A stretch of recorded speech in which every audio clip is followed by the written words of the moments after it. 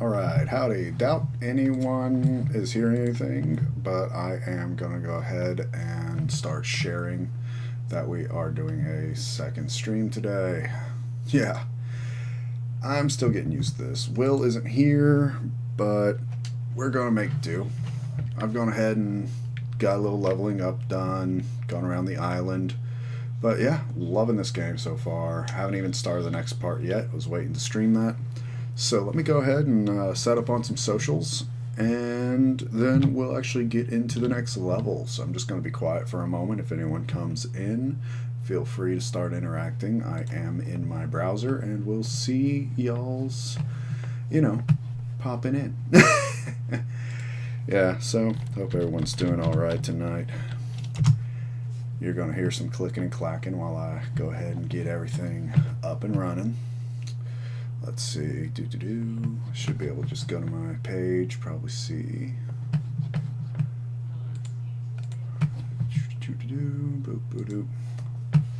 Let's see, there we go. Yep, got my second stream right here. Looks like I can hear myself plenty well.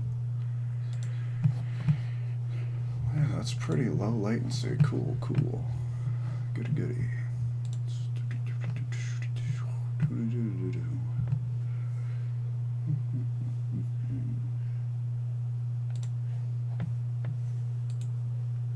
Let's see, paste.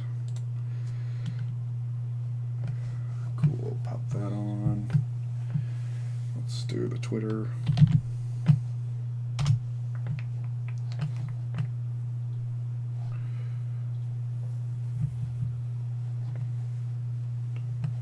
There it is. How do I make a tweet again? There it is.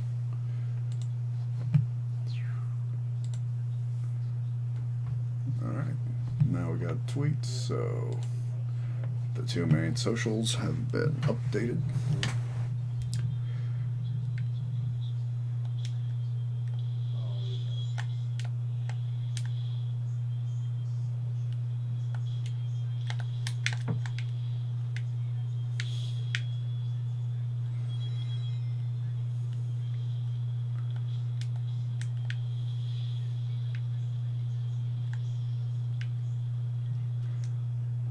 I'm going to make sure I can hear everything fine in the stream.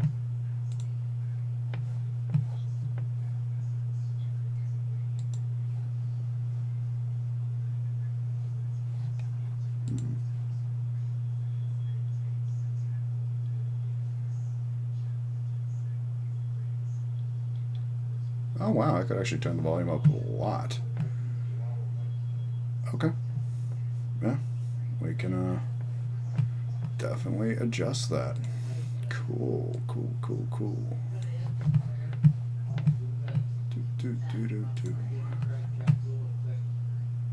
Speaker, volume mixer. Turn that up. Cool. And an OBS. Audio output capture can go up as well. Hopefully that's going to be a good little jack up.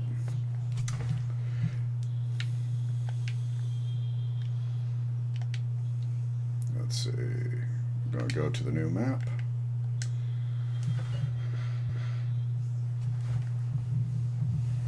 And let me go ahead and set my phone up so I can see the chat.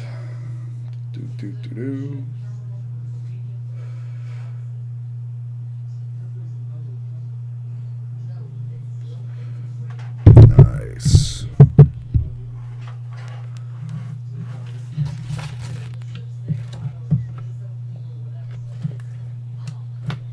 Okay. Get that where it's standing on its own. Yeah, that'll work. Not really set up for streaming too well yet.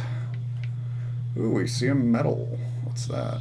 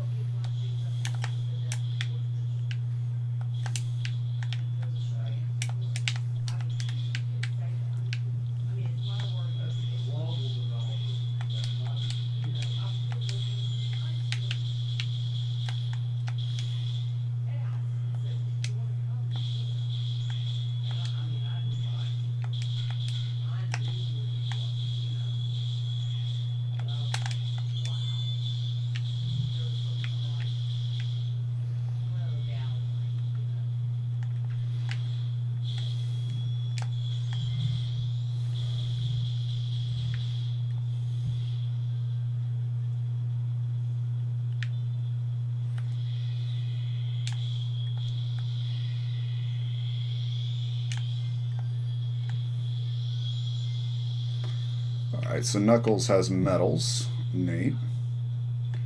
See if I see anything here.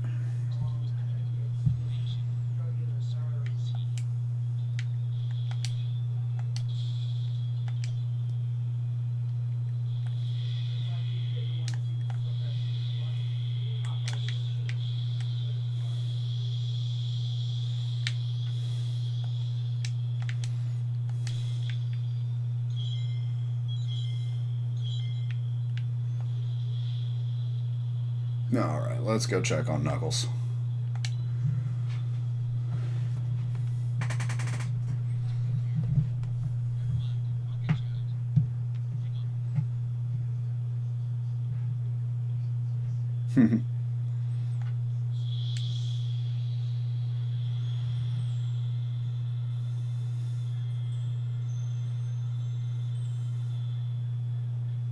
There we go.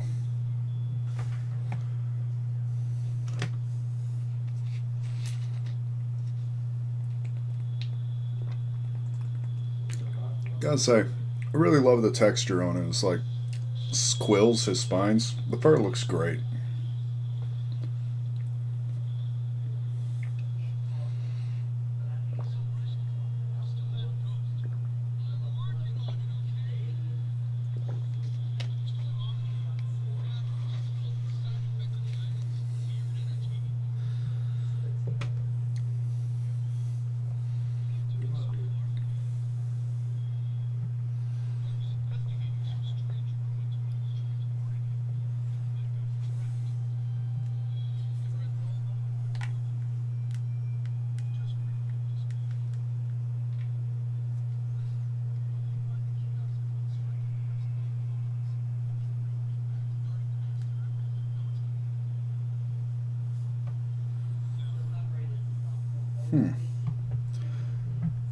Okay, I love these two.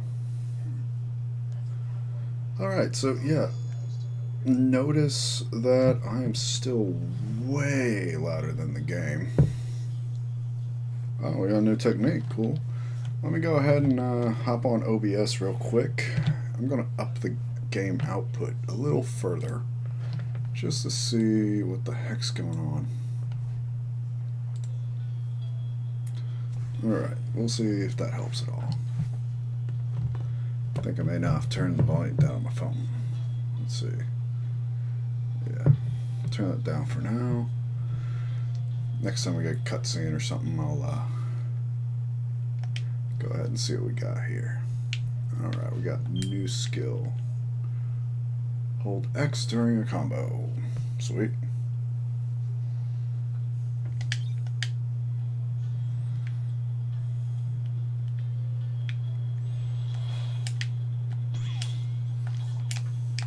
Ah, dang it.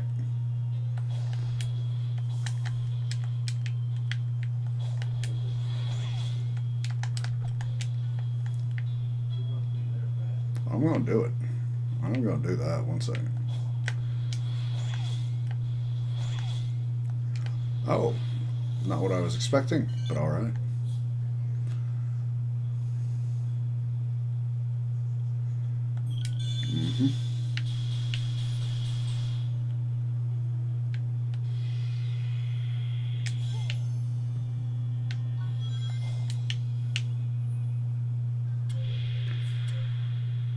Ah.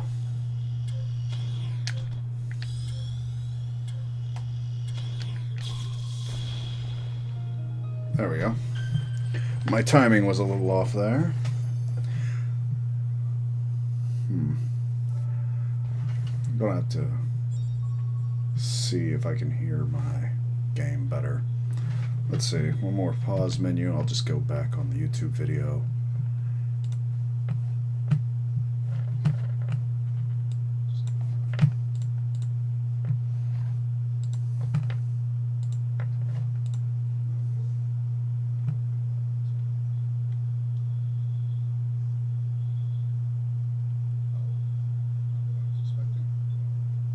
Okay, yeah, it's starting to sound a little better. I'll leave it at that for now. Definitely a different setting than what I have to use for recording.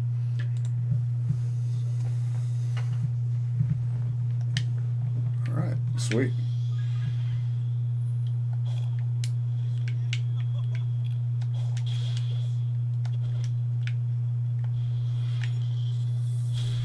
I was supposed to fight this guy.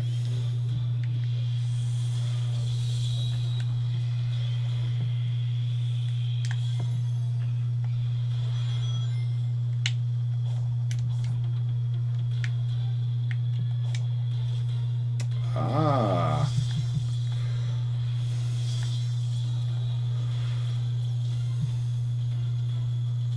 That's interesting.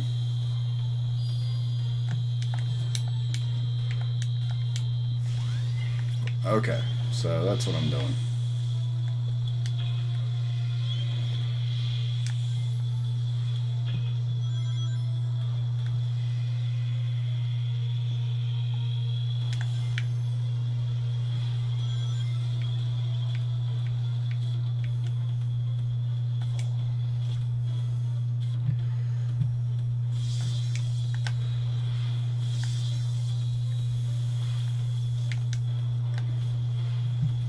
Alright, cool.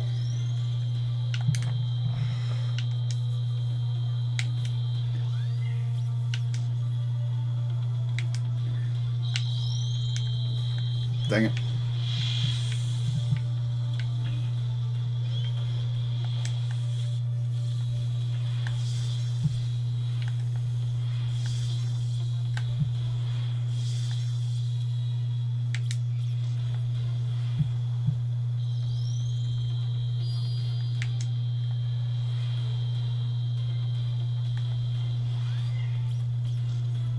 There we are.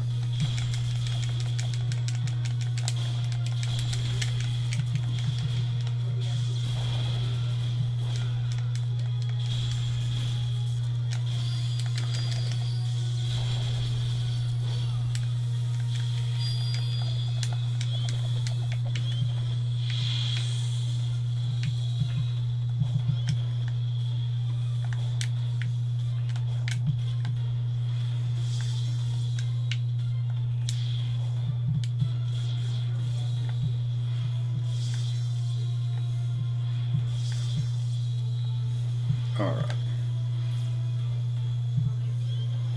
Dude, he shoots the lasers too? Oh, I see what he's doing. Okay, that's different.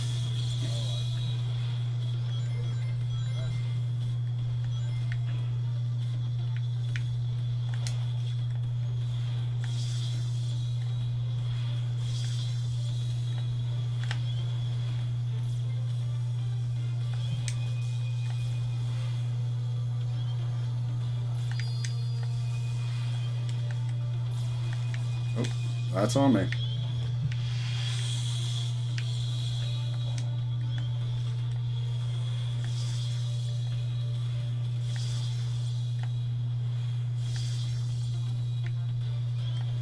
Oh, okay, and I can do it with just... Okay, that's new.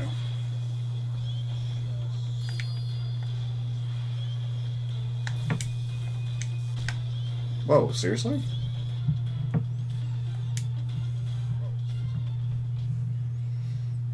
Okay.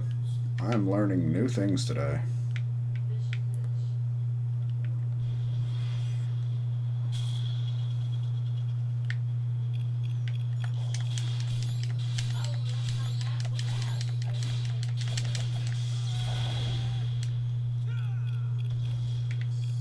Oh, that's fun. I like that new skill.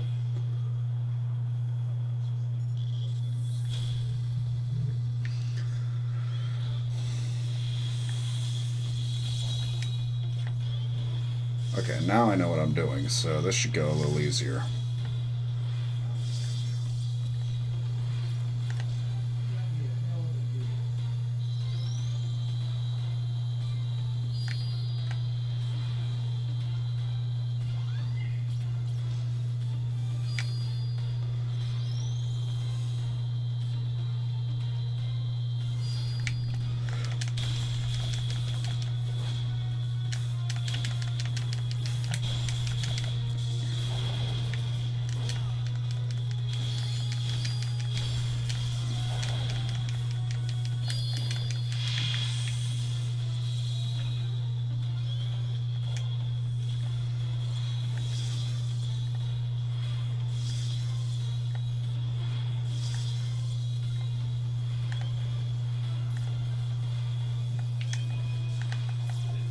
Dang it. Okay, those are a little harder to dodge.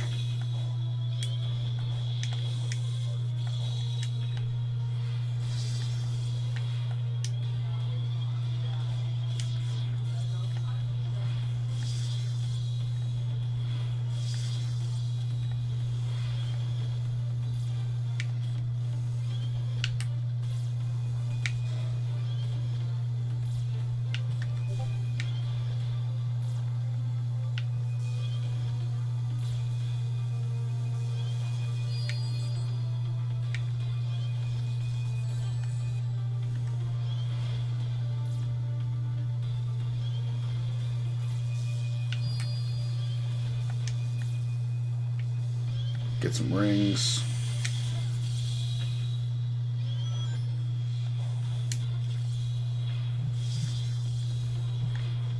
Ah, dang it.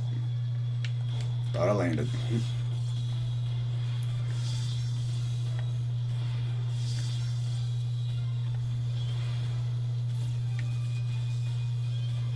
There we go.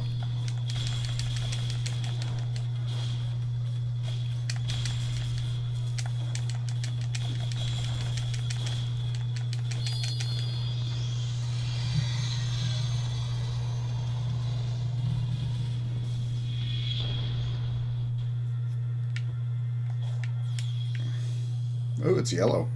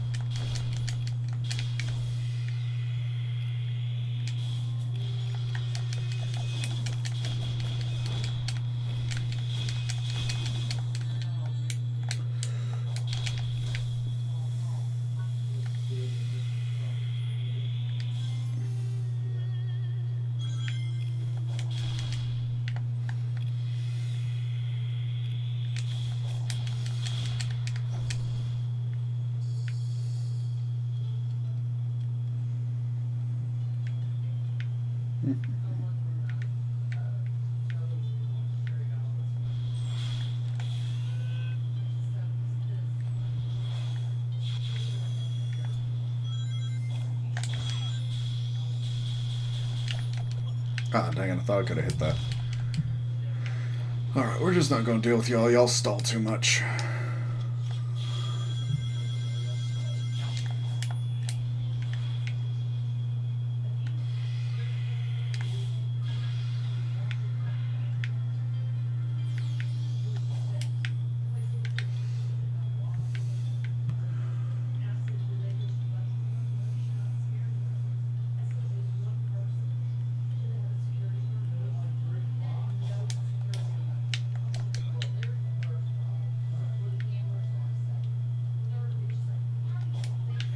He had a cactus hat.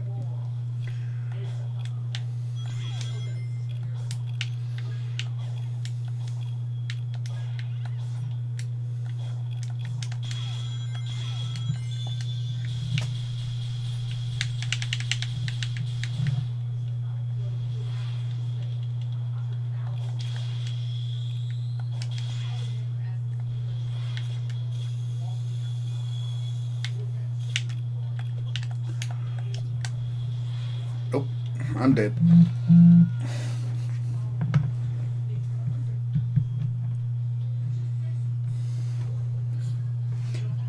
The game's pretty great so far, man. I'm a noob, shoot me. I mean, you definitely just saw me die on a rail. that was pretty easy to avoid.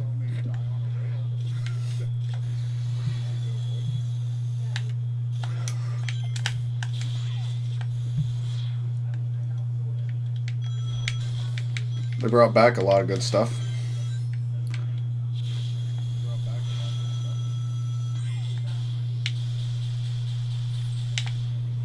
Oh no. Okay, cool.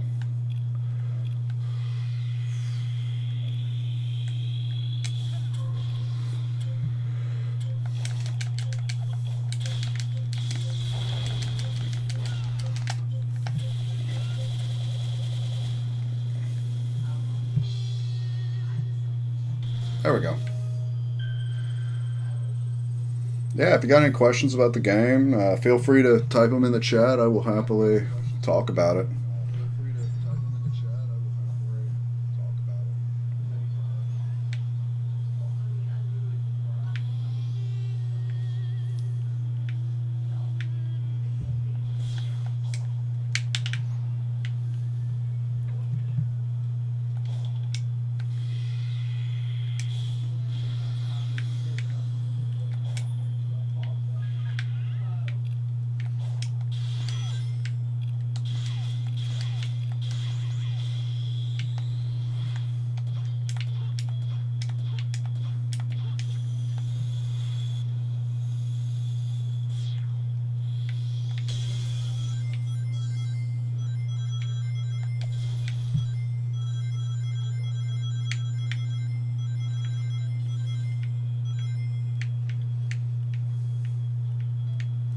Yet to find any of the cyberspace stages, sadly.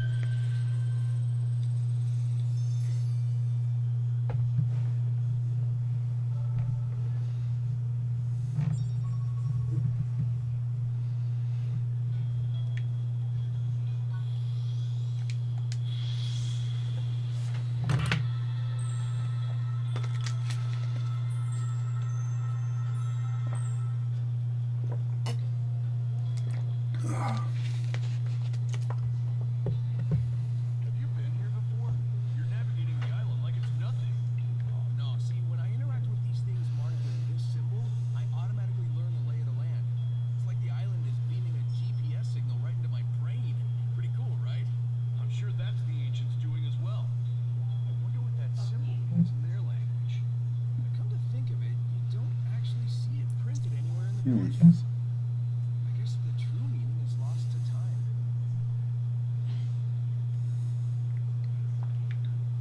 Interesting.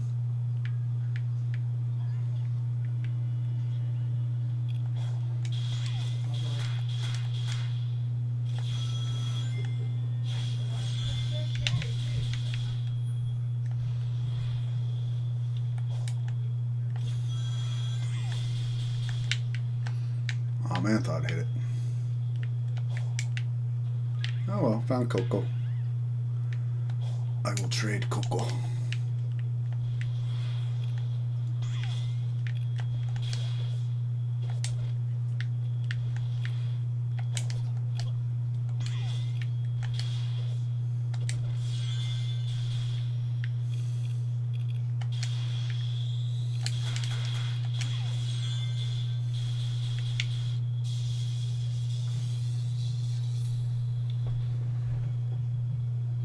Yeah, it really would be pretty cool to be able to download brains into your map. Oh, hey, there we go. We found a cyberspace place.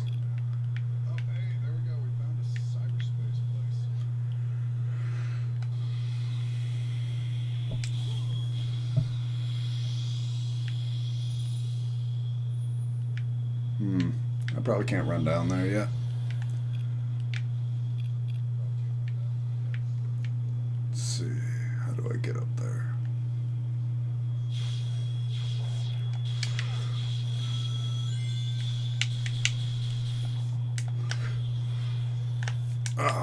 Maybe. Oh, I see. Other side. Let's go.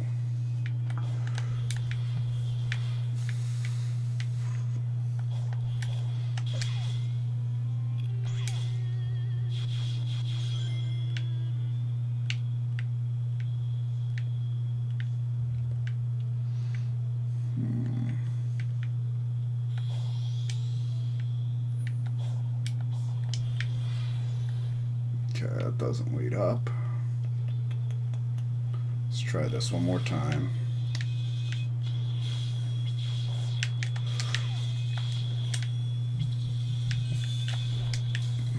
Okay, screw you.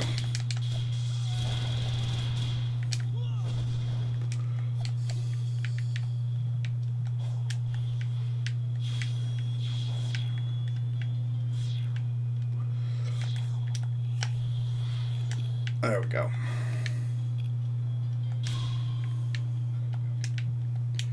Let's see. You didn't run into cyberspace levels until now? Yeah, this is the second island. I was looking to find a cyberspace level on the second island. I haven't run into any here yet.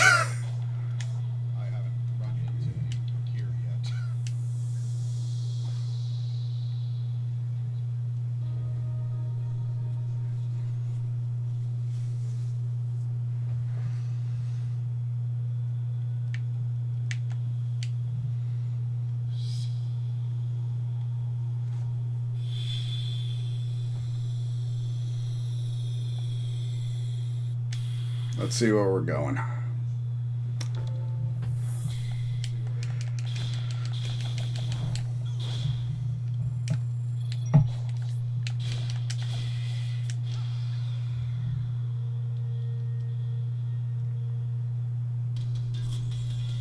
Ooh, alright.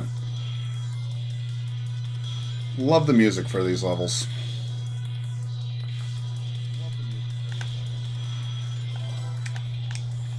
Ah, dang it, just missed it.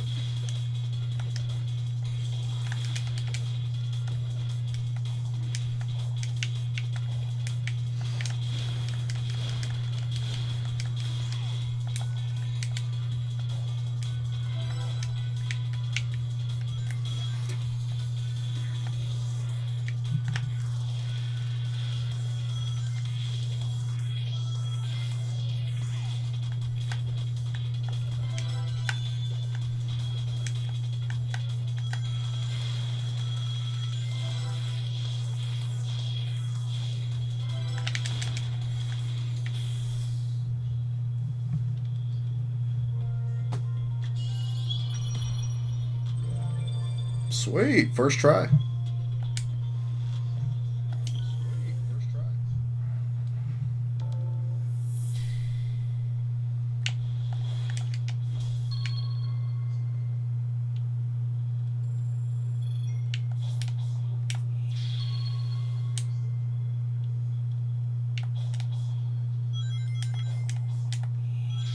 Ah, so that's how you do that.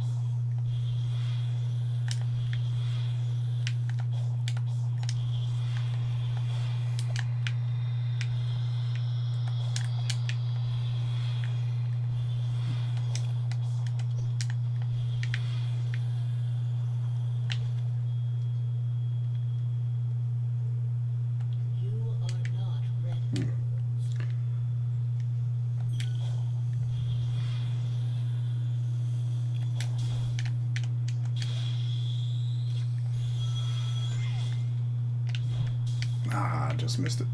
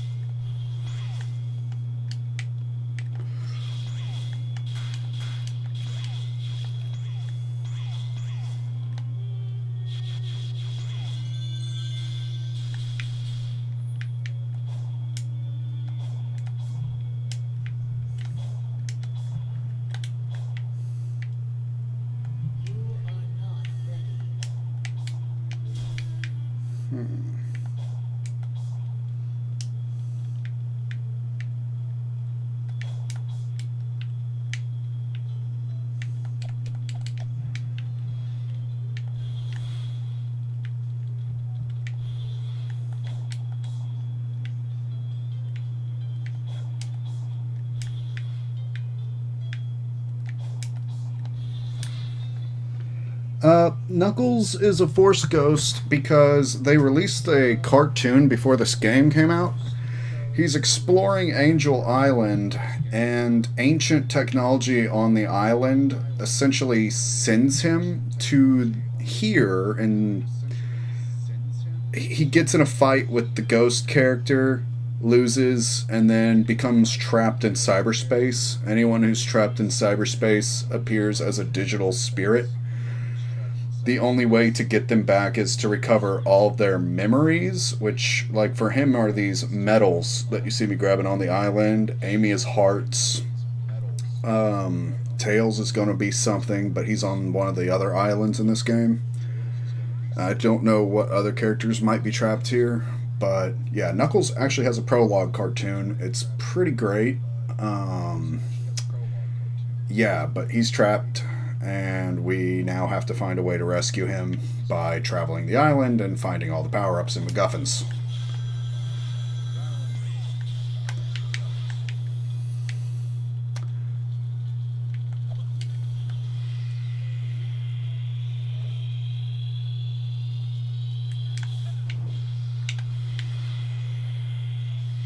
Ah, dang it.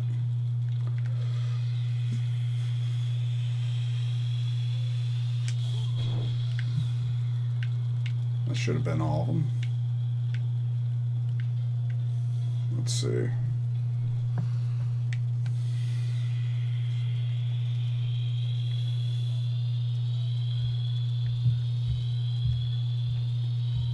Ah, dang it. Nope.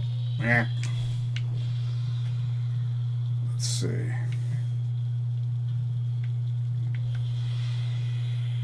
Let's see.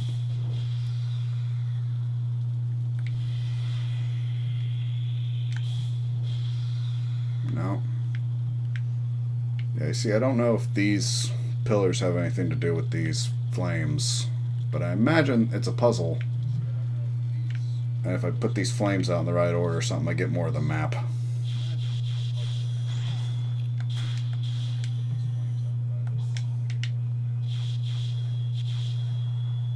Oh, dang it.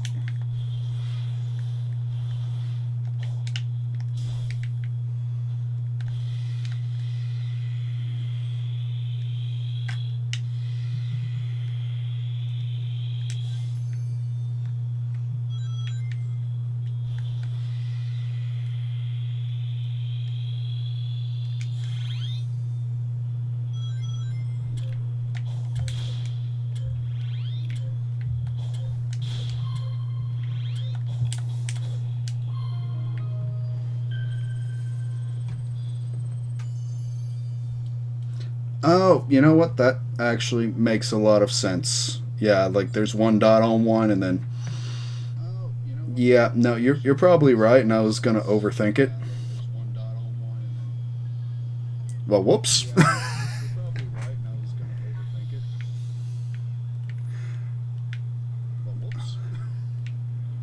Let's see. I can probably go back that way. Let's try it. Oop. Yeah.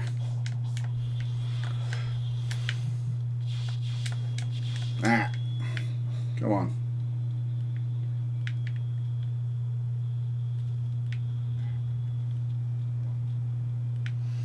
Only issue, they take the camera away from you for some of those auto segments. But yeah, I want to see if you're right. That'd make a lot of sense, actually. Alright, so yeah, we do like here.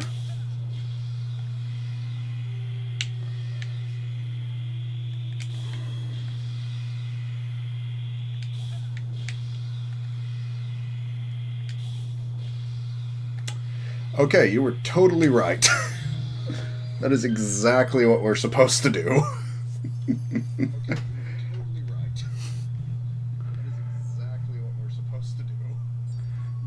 Alright, cool. Looks like we're still on the way to the Blue Emerald, so that's good. Oh, maybe this way. Yeah.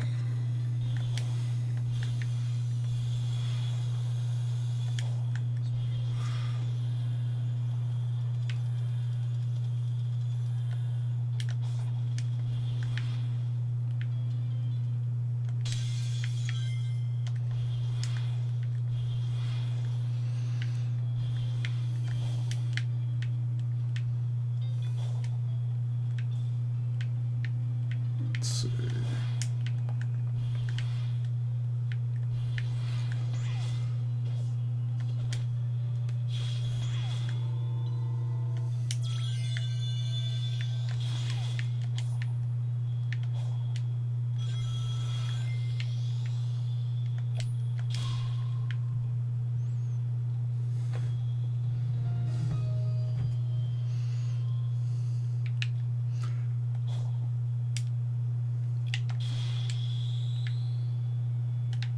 Nice.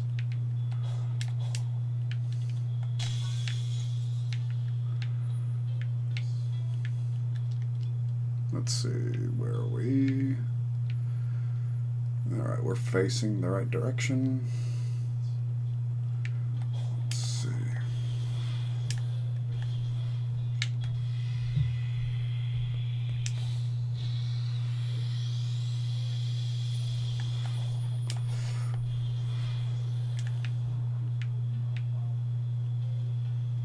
All right.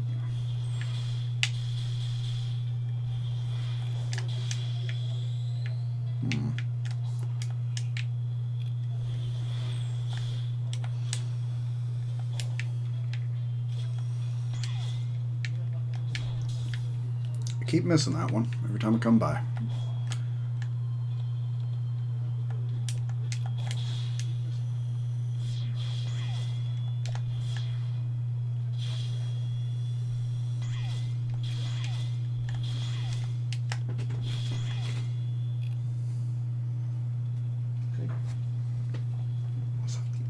I want you to take this one and give me Mom's back. Okay.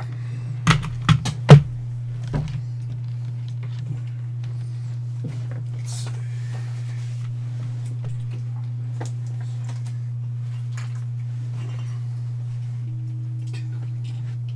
All right.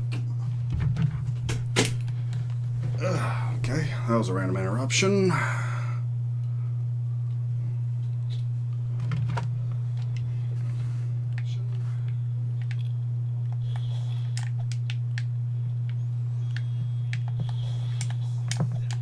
Just saw that thing glow.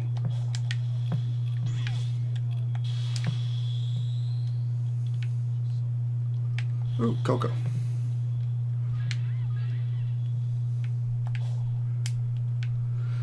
Alright, so there has to be a way out of here. I was close to that thing at one point.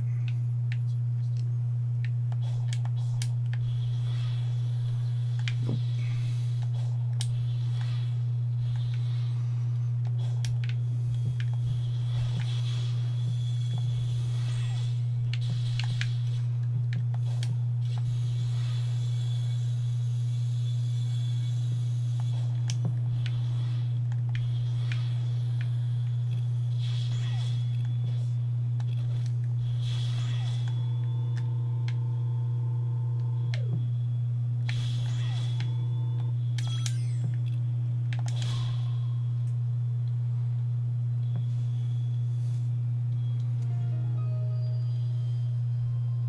Okay, cool. Now I got a way back up.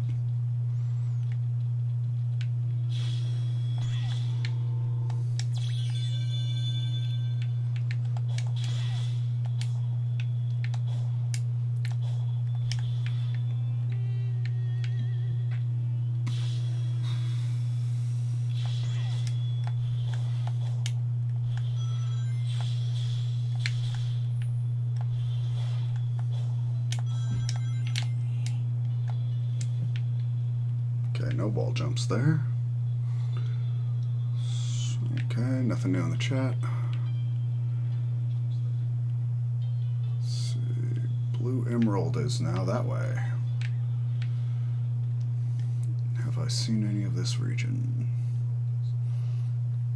No, but I could maybe come down around here. So that's what we're gonna do.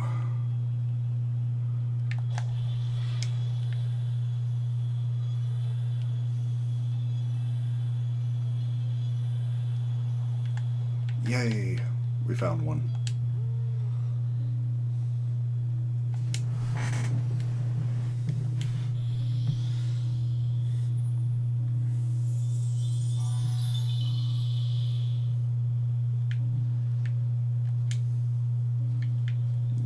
something else.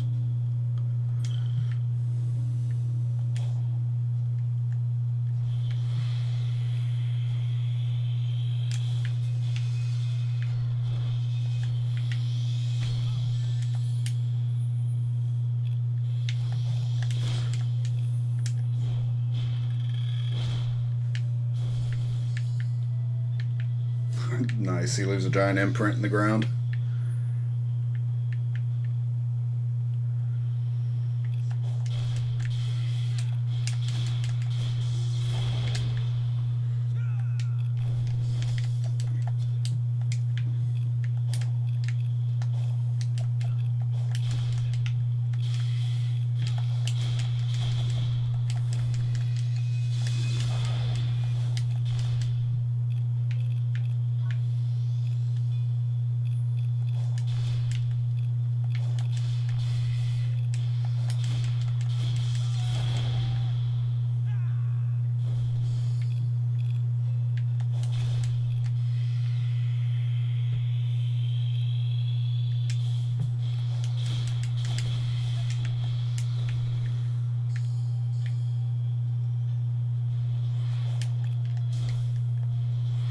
Oh, good. I love these.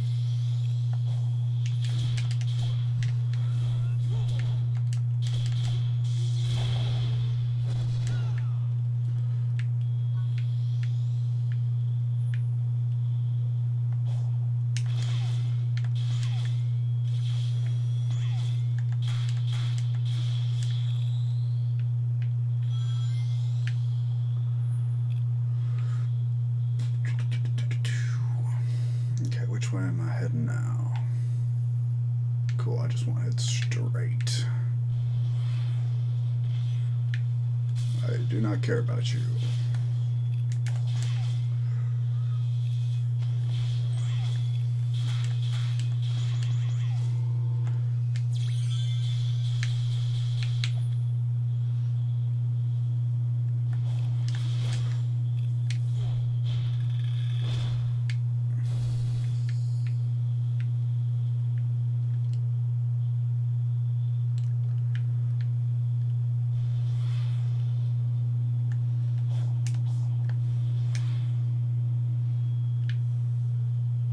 Ah.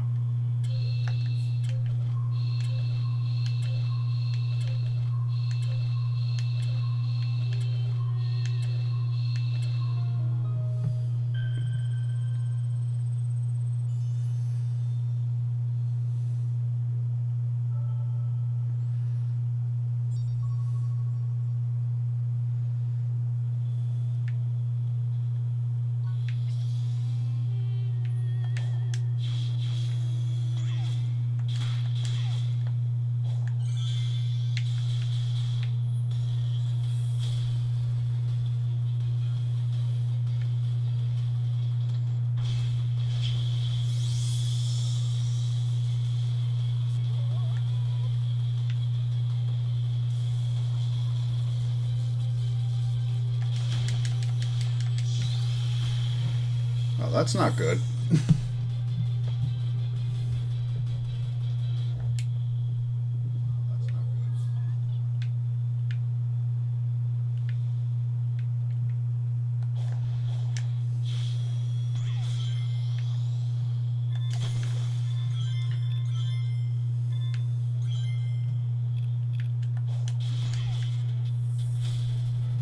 Where the hell is Sumo?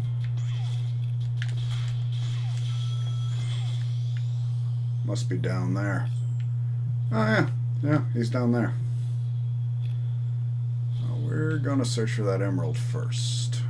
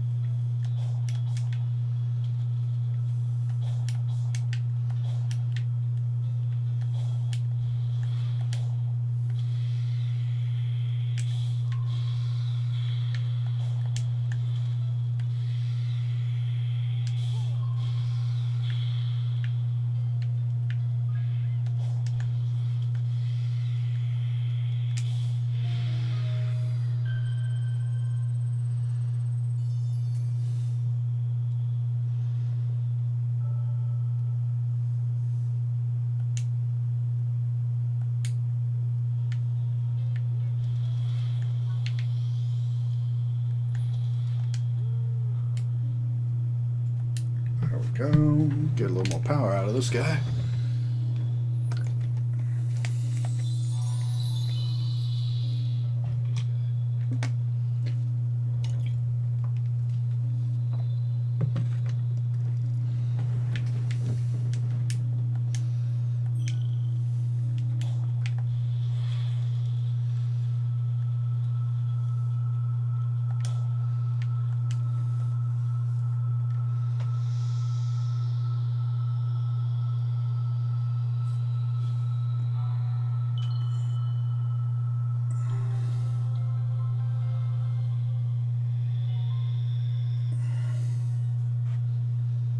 There we go.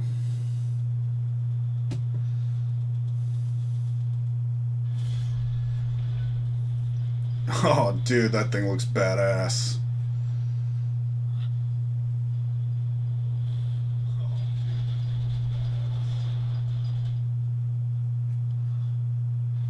While I cannot fully control it, I can awaken its rage against you.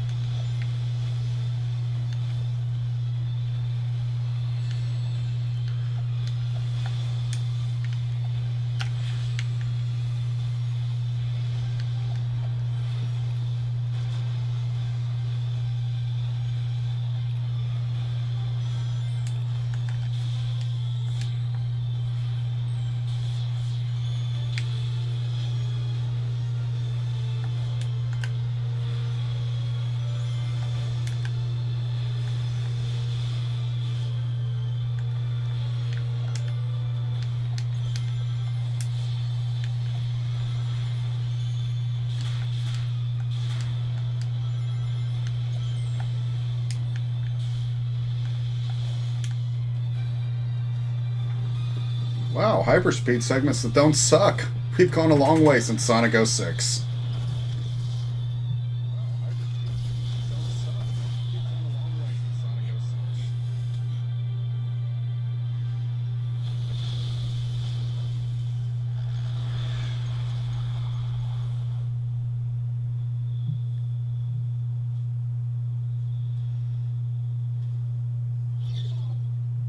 You cannot run forever. Final warning. Leave. That was a warning?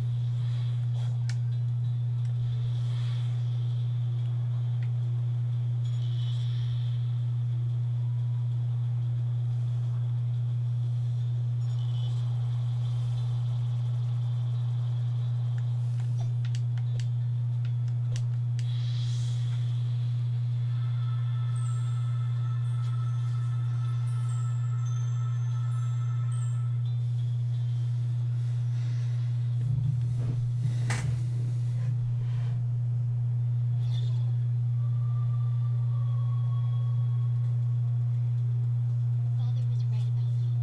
You're reckless and destructive.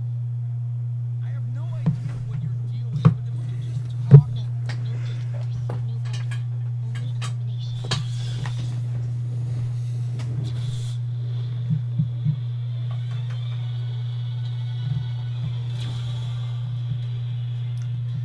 We're playing by Disney rules.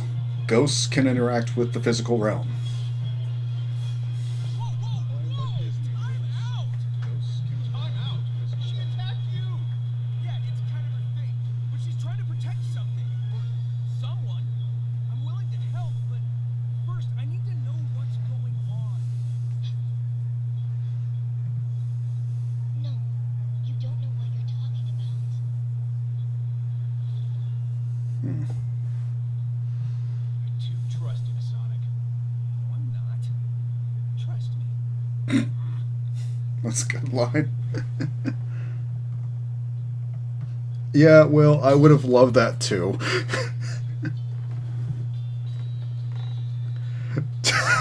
would have loved that too.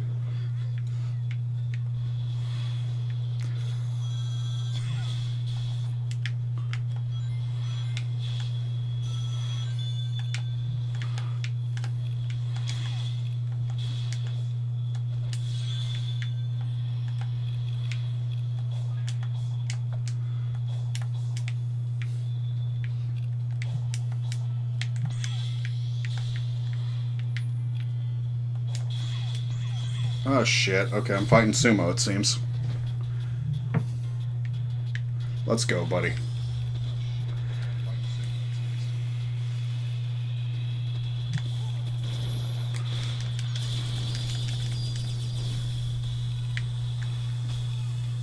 Oh, crap.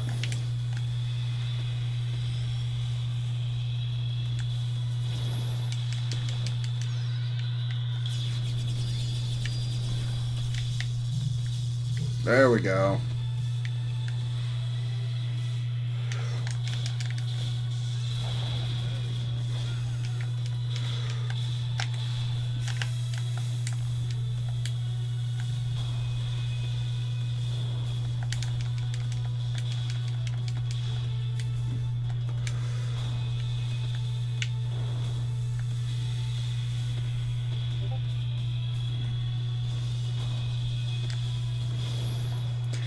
Oh, hey, Will, thanks for the heads up. I will get on that. Give me one moment. I think you're actually hearing the YouTube stream. I had it in the background to see if I could hear the game levels properly. I just don't think I muted it yet.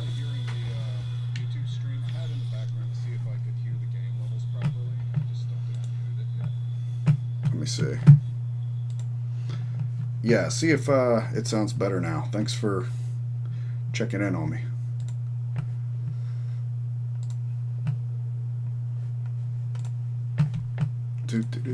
One second. There we go.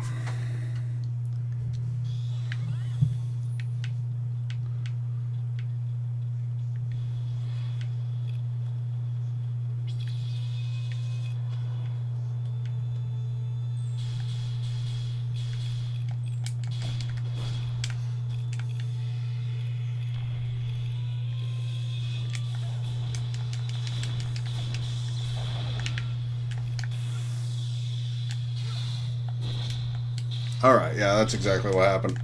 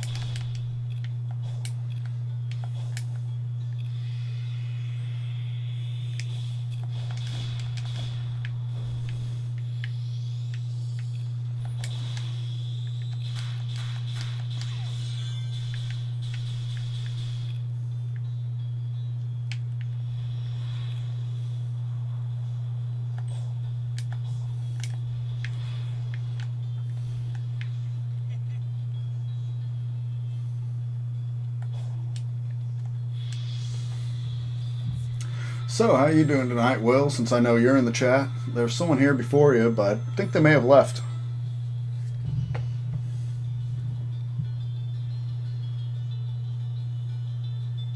Can you see that seal in the center of the pond?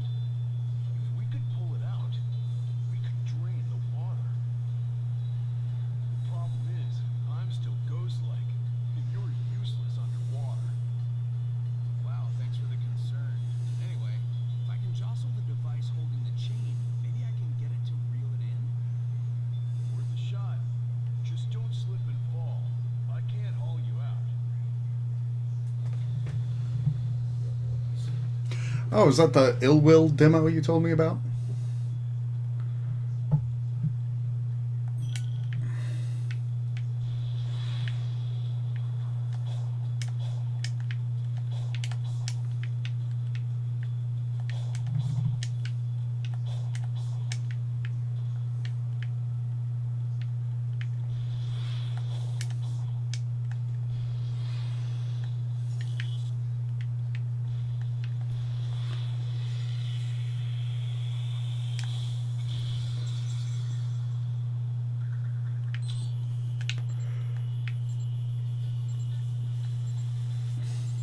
Holy crap, Sonic running with a missile.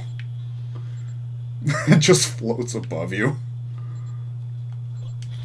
Load the cannon? What game is this?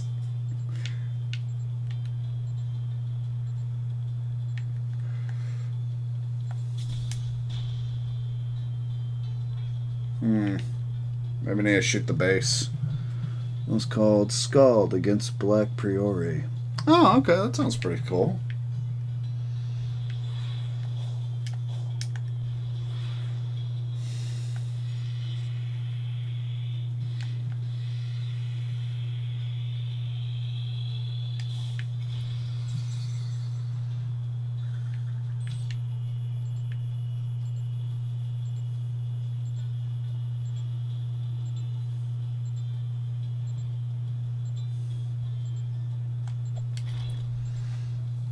Okay, I'm gonna try shooting. Or really, that's a giant red target. Maybe I need to hit it right in the middle. Yep. I'm overthinking it.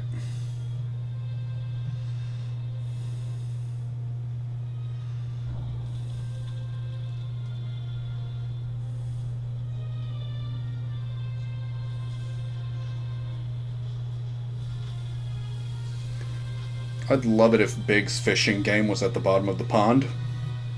They should totally put Big at the bottom of the pond.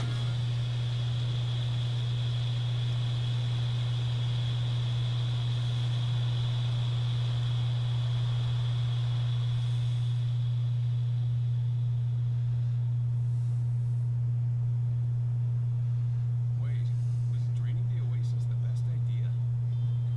Well, hey, you've revealed the way forward. That's what's important. Says you can't feel this heat. Race into the next camera.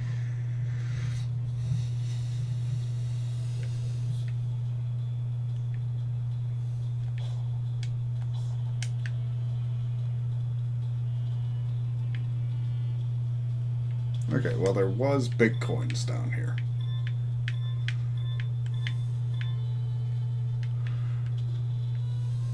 Nothing here.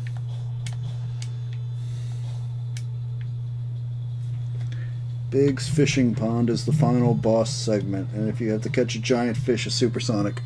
Dude, that'd be a legit pretty cool game. Also, look at all my little Coco. They are so adorable, and they have their own little shelf. I love how they get them to like go in the environment. It's pretty awesome. Whoever thought up the Coco, you are like my favorite dude at Sega right now. Ooh, what's this?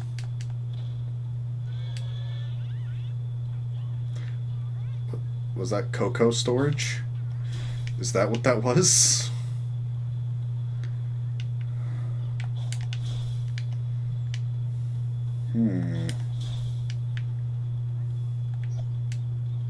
I'm sorry, I did not mean to punch you, Coco. Nope. Maybe I can spin dash through it. Let me try. Nope. Nope. Okay. We can always come back.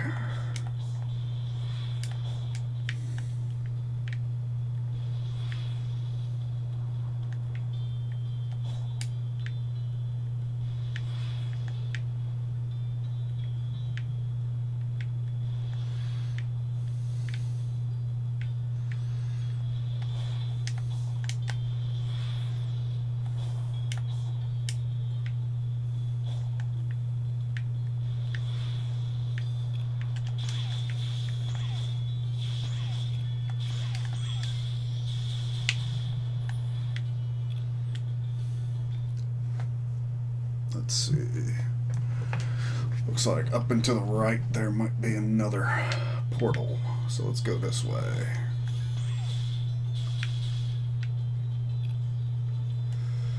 I'm going for the portal.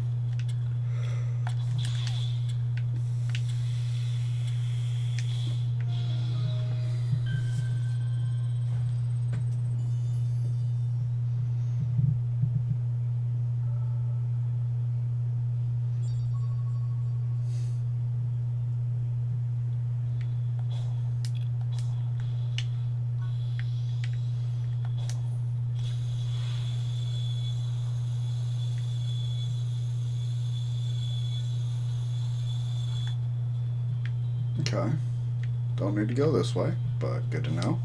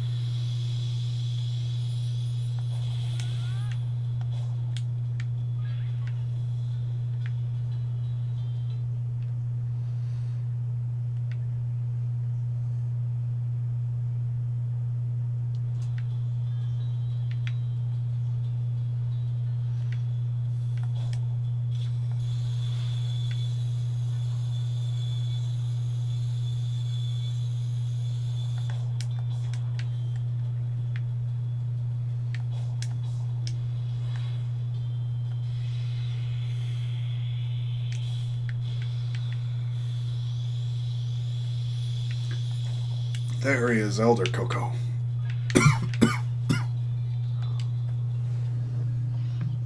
I've only gotten one emerald from this area so far.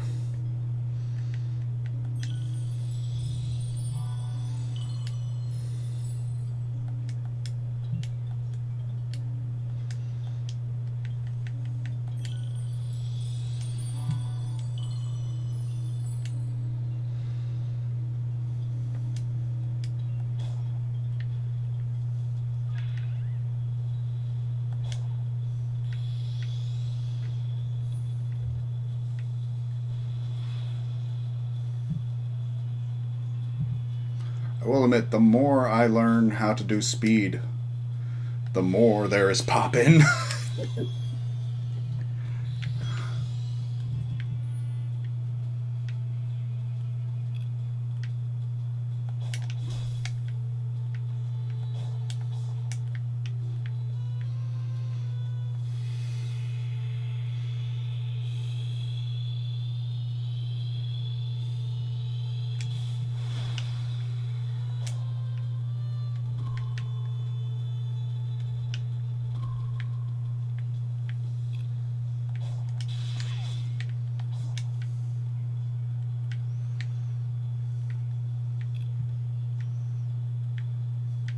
Oh, I think I see what the third one is.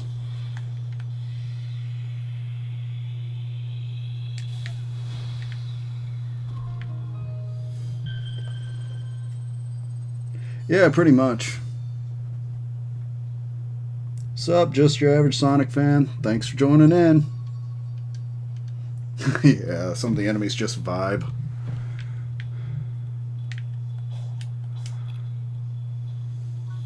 Okay. So let's see where we are on the map real quick. Got a challenge down this way. Still not seeing any other portals yet. We got the blue emerald. That's saying I just need to collect keys from portals. So, unless... Okay, I already did 2-4. Literally first tried that one. Everyone here's doing pretty good. I think it's just you and Will right now. Not too many people joining the stream. Then again, we ain't the biggest YouTubers, so... Making do with what we got. Feel free to ask questions or just say whatever you want. We'll be happy to respond and make a nice little community. Or at least try to start one.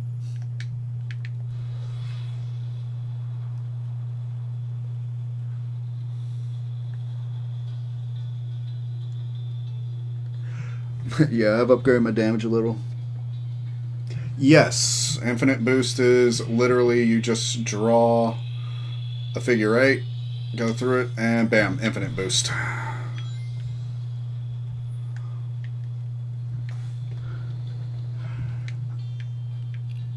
But actually, I'm going to say they're pretty generous with the boost in this game. Like, not a lot of situations where it's necessary to use infinite boost. At least not yet.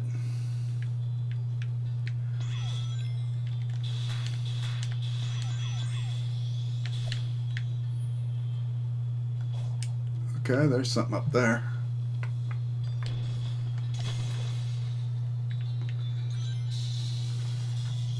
Oh yeah, now we definitely don't need infinite boost. Alright, we still got infinite though. Let's see. Alright, so I just gotta get up there to shoot me up there. Let's see what we can do.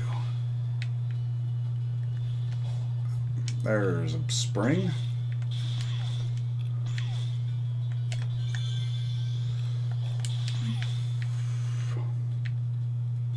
Grab some cocoa.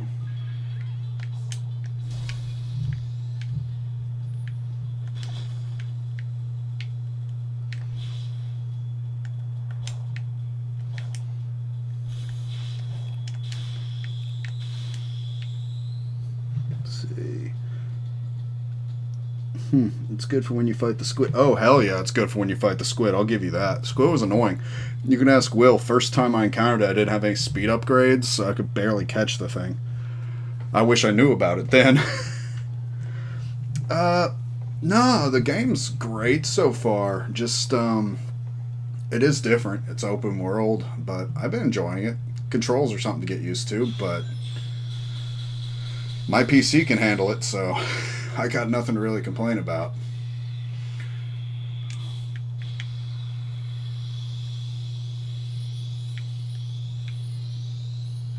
Let's see, nothing new yet. Okay, grab this cocoa. Oh, come here, Coco. There we go. Coco. Freaking love the Cocos. But yeah, it gives me like real Sonic Adventure kind of vibes, really. Like, this game reminds me more of SA1 than anything in the last few years. Alright, let's see if I can do this on the first run.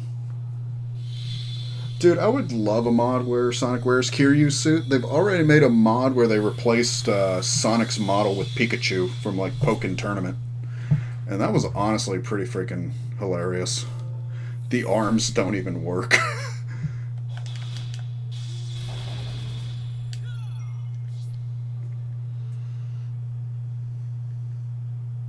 Yeah, like, I've been trying to avoid spoilers, but it's getting hard on there.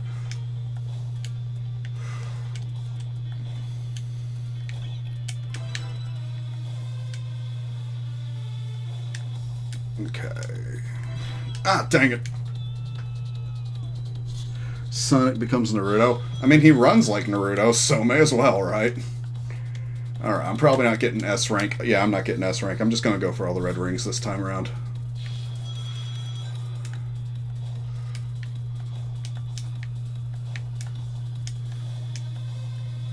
Come on. Ah. I will say, the controls in cyberspace are a little clunky. I don't know any other way to describe it than just clunky. But, like, it's not so bad I'm like, oh, it's unplayable. It's just, he is designed for open world, and it is really, really hard to move in the cyberspace levels. Like, by comparison. Oh, no, we don't. Oh, shit. Yeah, we are definitely just going for red coins this time.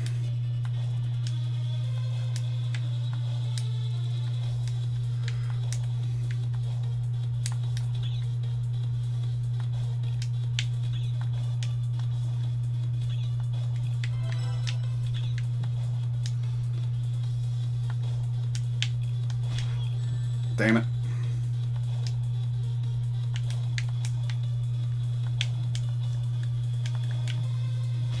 Damn it. Got it.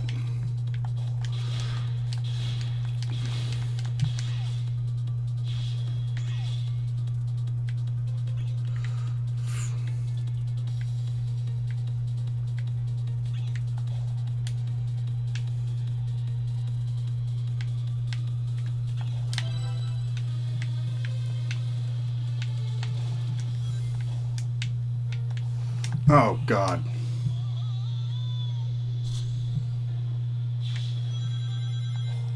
Okay, this... Like, I don't like the 2D cyber stages that much, because they really nerf Sonic's movement in 2D in this game for some reason. But I will say this might now be my least favorite. stage, and I think it's because it's based on an Unleashed level. It's the Chinese-inspired level in Unleashed. They, I think, reused the map for it, and yeah, I'll be honest, I am not the hugest Unleashed fan. Oh, there we go. I still got a ring.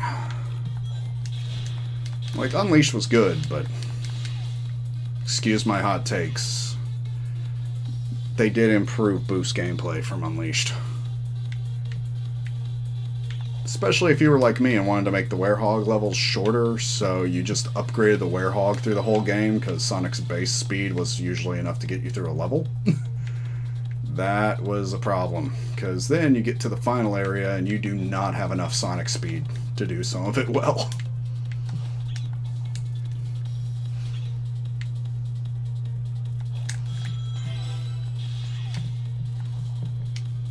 Also, Will, there is a Lightspeed dash. I don't think you'll guess how you use it.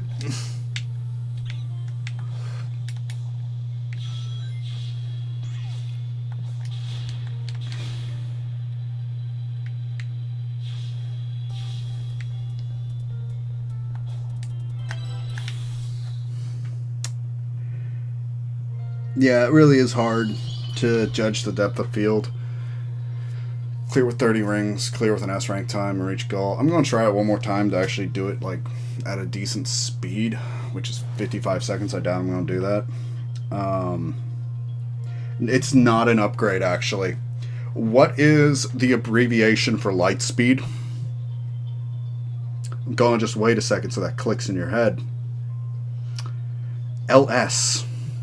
You literally have to click in the left stick when on top of a line of rings to zip through them. It is the weirdest thing for me to do that. It does not feel good to do that, but it works. Like, it really works once you know it. I would have loved to see someone do this level without knowing that because they put a zip ring in there. Oh, you're calling me on Discord. One moment. Sup, Will? Are you serious? You have to click the left stick in? Yes, the trick to Lightspeed Dash in this game, which they don't really tell you, is to click in the left stick. Like, I saw it during a loading screen. And I was like, oh my god, is that how I do it? Is that what I'm missing? Yes, that's exactly what you're missing. You want to Lightspeed Dash down some rings? Click in the left stick. That goes against the instinct so hard, and also, wouldn't that mess up, like, flow of platforming? Because, I don't know about you, but clicking the left stick in while it's up is a bit, I don't know, awkward feeling. I mean, it works, but as I said, like, the only time I really see it as a problem is like when you're leaning the left stick somewhere. Yeah, And like you're aiming away from the rings, but then you need to push it in to get the rings. Otherwise, yeah, it works pretty well, but it's just, yeah, it's. I don't see it working well. It's one of those things, like, you kind of get used to the feeling of it, but is it intuitive? Oh god, no. Damn it. See, what I have an issue with is how, like, my issue with it is, like, I'm thinking back to one of the adventure games and how clunky it would have been to do a homing attack string and then immediately do a light speed dash maneuver, but doing that with clicking the left stick instead of just hitting a face button. Yeah, it is not easy. You would think they'd like also map it to attack, because Sonic games for years now have like double mapped buttons and just made it contextual. And since we already have an attack button that likes to get pressed in the middle of not combat and just like drop you, it would almost make more sense to me to just allow it to be both. Yeah. That is weird. Yeah, it's a weird one. Also, like, okay, I just light speed dashed into the enemy. Psh, damn it. Yeah, like, it's still contextual, so it bases it on where you're facing. Oh, that's not good. Yeah, and I know I need more keys, so I'm going to try the stage until I get at least one more of them. Yeah, they're, like, this is probably still one of the better Sonic games ever. I'm going to say it. This is, like, top 5 Sonic game now. It's... You wouldn't specify 3D? With all Sonic's been through, I mean... Yeah, I would actually go so far as to say it's so good, I'd still put it up there with a 2D game because of all it's trying to accomplish and what it does right so far. But, yeah, I could see where some people would be like, just 3D, this is a better one, still play a 2D. I just think, like, overall, though, I've played Sonic since I was a wee little lad. And this is definitely one of the better Sonic games I've ever played. Huh. Interesting. Like, I don't know, it's just... I guess whenever you have as defined of a separation between entries as Sonic does when it comes to his generational leaps, you'd almost think, like, oh no, this is like the best in the 3D series that we've seen in a long time. This is the best in the 2D Yeah. series. I might come back here and do the S rank mission, but I mean the 30 rings mission, but the fact I got an S rank on that level. Yeah. Yeah, I mean, for 3D games, like, I put this up there with the Adventure series, because Adventure 1 and 2, Sonic honestly got into 3D very well. Like, does Sonic Adventure 1 have glitches? Yes, it does. Can you manipulate the map with spin dash jumping? Yes, but there are some areas of the map that were actually designed around that. They knew about it, so it's kind of like an included glitch for people who try really hard. Okay. The clipping issues, etc., yeah, that's just crunch and shit, not properly designing the game. Sonic Adventure 2 took most of the stages and stuff from 1 and just improved them. It was the stages without the open world and more polish. And probably a cooler, more concise story, and more to unlock with the emblems, because collecting all the emblems in the original Sonic Adventure didn't do much. But we can all say, I think, that Sonic Adventure 2 is essentially the gold standard for what every Sonic game in 3D afterwards got compared to. Huh. Sonic Heroes, I mean, it's a great concept. I like having Sonic and his friends on different teams. Essentially, all the stories connect, and when you beat all the stories, you get the final mode. You don't have to find... Well, no, you have to still collect all the freaking emeralds, but you could just do it with, like, Amy Rose, Big, and, I want to say Cheese, but I know it's Cream. There we go, Cream. You can go on their levels because they're easy, and you get the easier version of the emerald chases, which allow you to unlock the stage. You don't have to unlock all the emeralds with every team. So, like, that's where I find that game to be really good and even kind of forgiving. But overall, like, switching rails in that game, hard as hell. Not intuitive. Because I still didn't have, like, the quick switch system, and you had to, like, time the bump and the B to get it just right.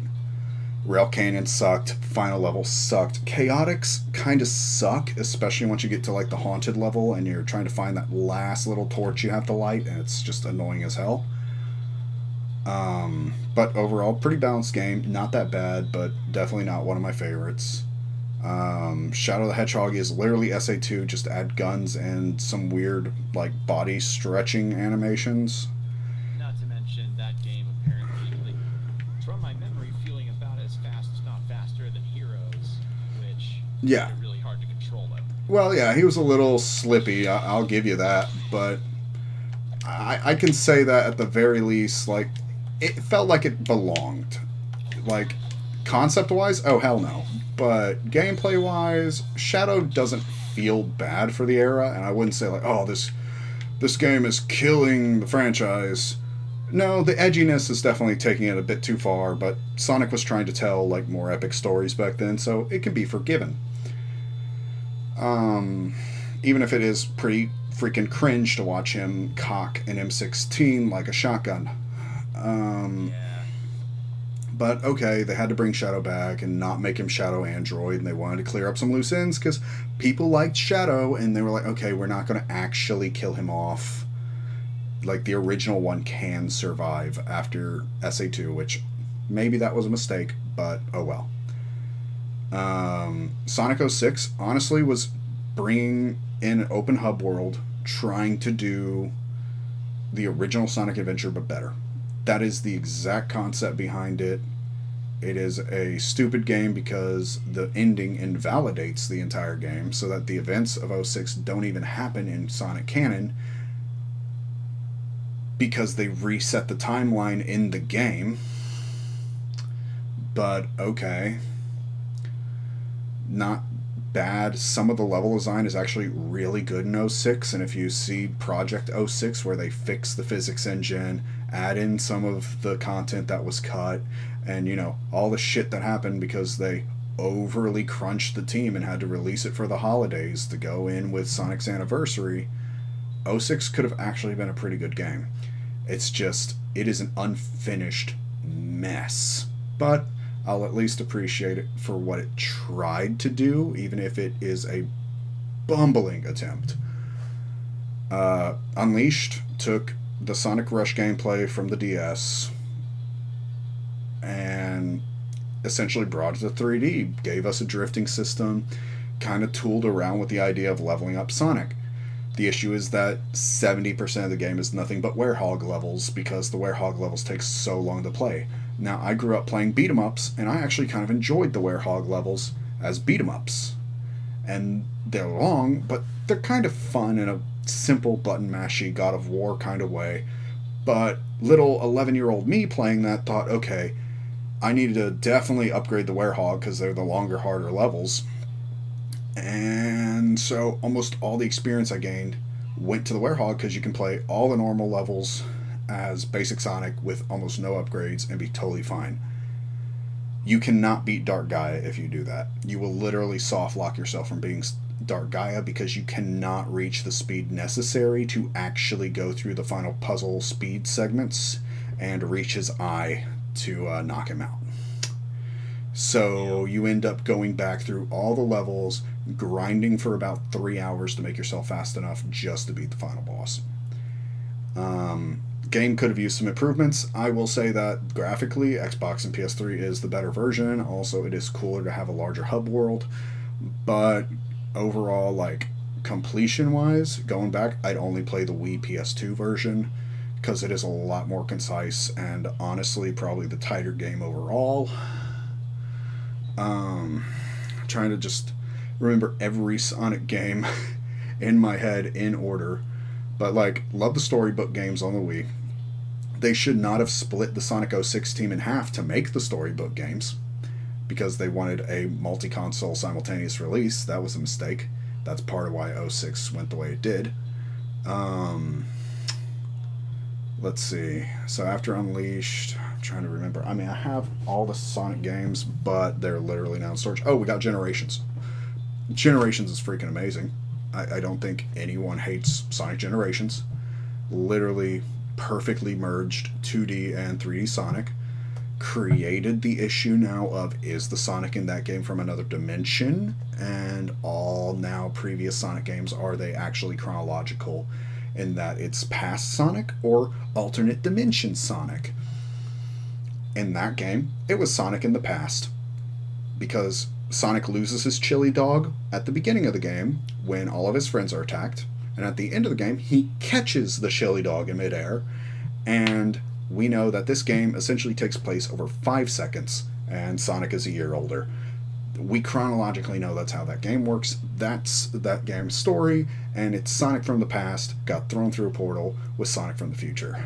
Then Forces happens and says, oh, you're the Sonic from another dimension, because the Sonic there comes from Sonic Mania, and now we have a plot hole, which I would love to help close, or see how people actually want to close it. Also, I think, yeah, no, these arrows are actually starting to loop in on themselves and getting faster the longer I leave them on the screen.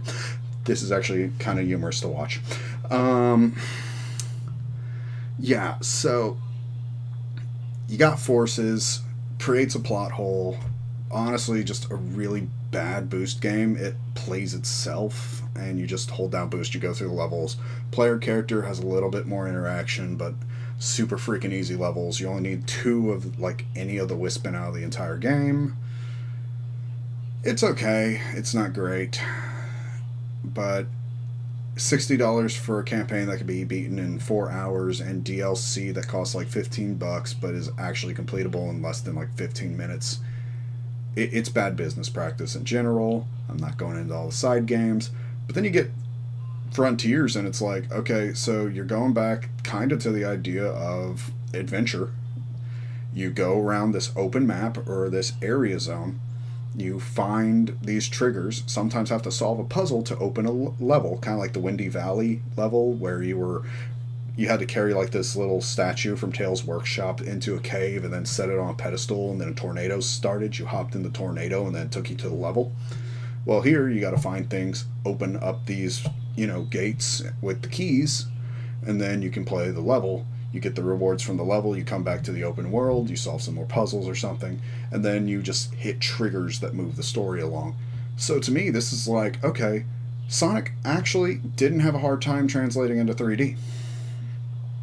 Because Mario got it pretty much right on his first time. It was just tightening the mechanics and, continuing to do what 64 did. Adventure? Okay. You literally made a demo disc for the Dreamcast. All the other campaigns were to essentially show the parents and siblings, like, hey, these are other games that we can do. Big's whole section is literally just Sega Bass Pro Fishing.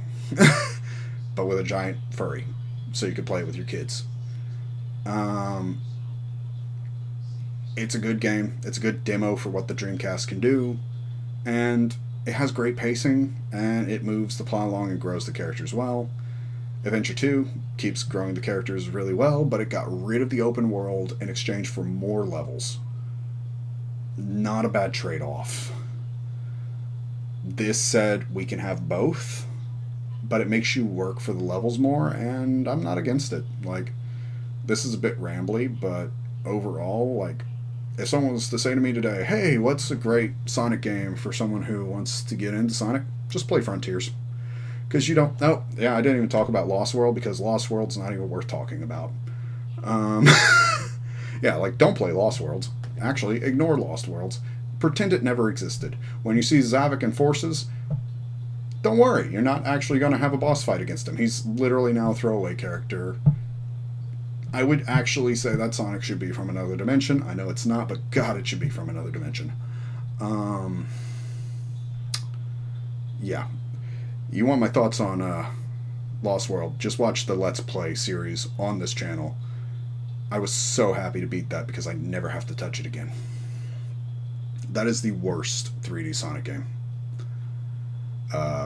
Then 06. And even then, 06 at least tried, but so much went wrong with its development. I almost give it a pass. Okay, let's continue actually playing this game. I don't know how I... Yeah, I was like, you couldn't talk while playing, you were so heated. Yeah, no, like, literally you had me just zoned in. I was like, oh my freaking God. Got me on this subject. The arrows hypnotizing you probably weren't helping either. Nah, they weren't. It was just like when you're driving down a really, really dark road. Oops. Or you see the headlights and you see like the... See, there you go, LS near line of rings. This is how you learn Lightspeed Dash. Yeah, there you go. That's another bit that's like, why don't you can't remap it? No. That's an update they really should do. Yeah, and I was reading an article today where someone was ticked because this game's not really friendly to people who are colorblind. Because Cocos don't have an outline or anything around them, and they are brown and blend in with the environment. Oh, So he's like, yeah, I can't power up my Sonic unless I do the big mini game because I can't see the Cocos. And I'm like, as someone who doesn't have that kind of vision problem, I would not have thought of that. But that is actually a really good point and something that should totally be taken into consideration for, an update to this game or, like future games using this formula. Like, hey, maybe a few more accessibility options would be good. Because, like, I'm going to say, I played Psychonauts 2 with Amanda not too long ago, and that is something Psychonauts 2 really took into consideration and I think kind of made the game better. yeah. Well, I mean, it's always good to include multiple controller options or remapping controller buttons because then, people can customize to what they're comfortable with, and that helps with their immersion. So, yeah, definitely something that you need to. Definitely something that Sega and Sonic team ought to really, work on. Oh, yeah. Yeah, like, I absolutely love the series. I love Sonic as a character, but I'm not so crazy as to say, oh yeah, Sonic Team can never do wrong. Look, there's definitely area for improvement here. Yeah.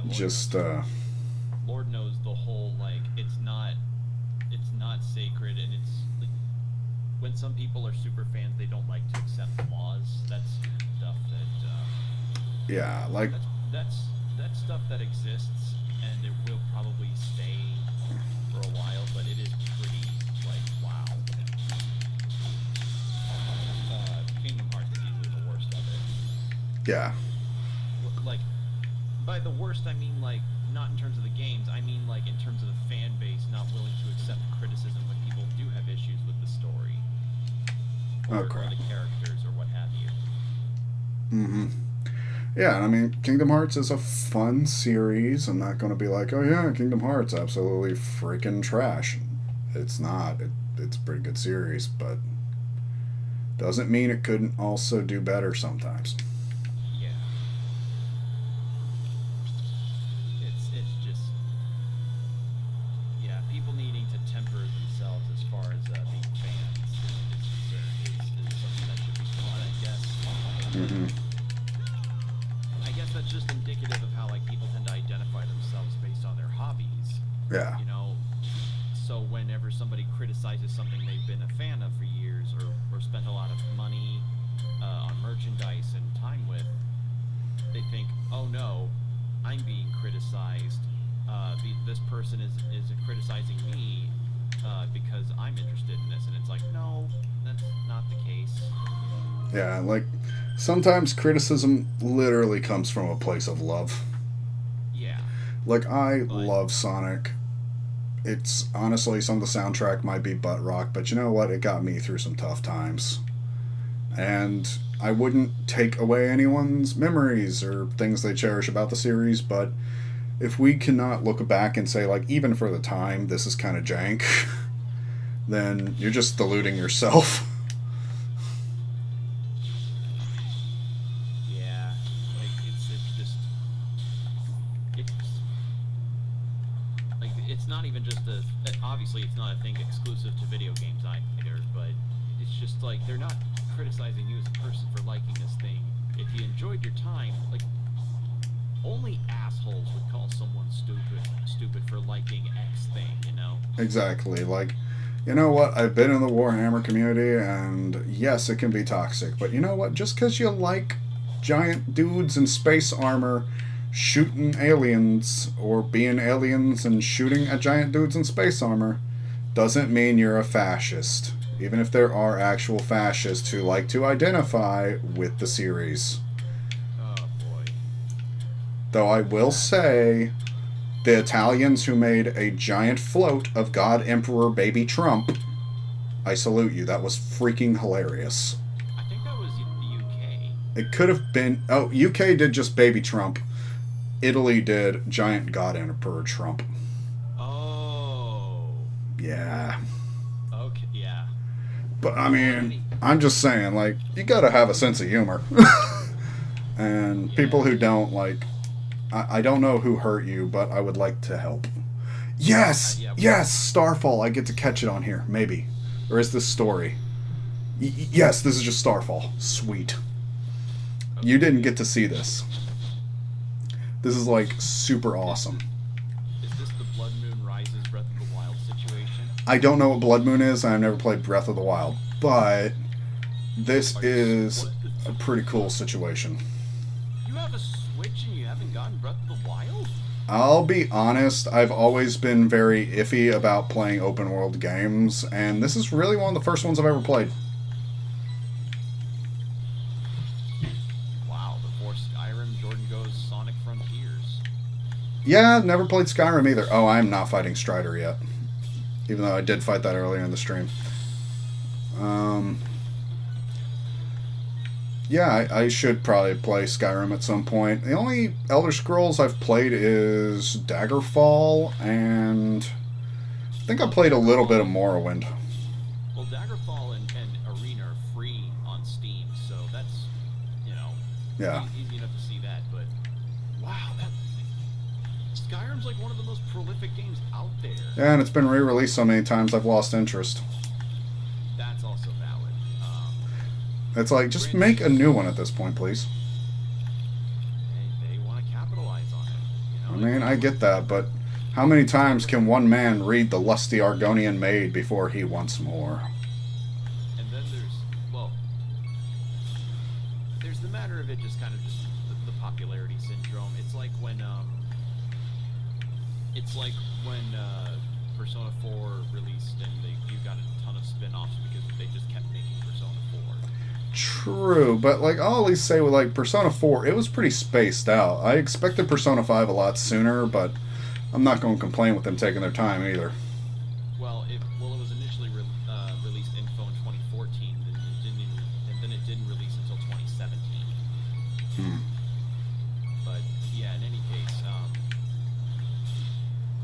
yeah, that whole I forgot my words. Skyrim, the whole Skyrim situation is just they just keep releasing it to keep it modern, I guess, to keep it relevant. And obviously people say PC version highest because, well, the modding's kind of the thing that's keeping Skyrim up and running. Oh yeah, especially on PC, no doubt about that. I mean, where else can you have a My Little Pony become a dragon? Yeah, it's like not to discount the other versions, the console versions, because they've actually included like a hub of mod stuff that you can access on those. Mm-hmm. But now I think with the latest version of Skyrim, those mods aren't free anymore. I don't remember, but I think it's become a situation where like people create mods and then Bethesda kind of sells them in a way. Yeah, I heard there was some flack about all that. I don't know exactly what happened, but I did hear that there is drama because Bethesda. I mean, Bethesda is going to do a Bethesda. Yeah, if you can probably figure out a way to just do free mods on your PC, then there you go. Oh yeah, totally. Always going for the free mods. Okay, so yeah, we're Gamers on like free 2-1 stuff. here. This is true. That we do.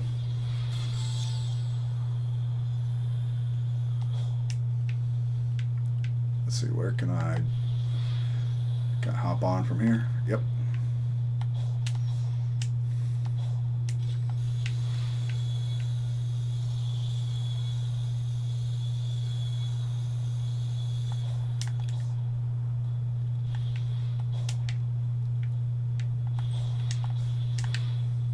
Okay, I just gotta find my way up here.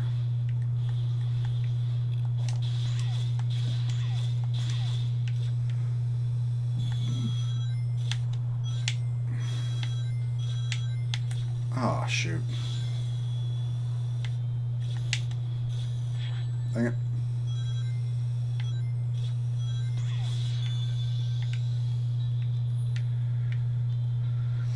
See, I'm trying to think of other open world games that like super like important open world games that you could end up playing just to be able to get the cultural stuff in. There's Skyrim, Breath of the Wild. I guess Elden Ring would be a part of that too. True. I guess any of the Soulsborne games would count, technically. No, I'm thinking this kind of open world, just like sandbox style. Okay. Like the Souls series is actually, I would probably say, a bit linear as far as its progression goes, because each zone is. Oh, I don't have another gear. You have your way to get into everything. And, True. with the sandbox, it's just like, broken up by very little as far as loading. Which, granted, the Souls games also don't have much loading if you don't count dying and starting up the menus and everything. Yeah. But I'd say progression is not as big open world stuff as one could probably surmise. Okay.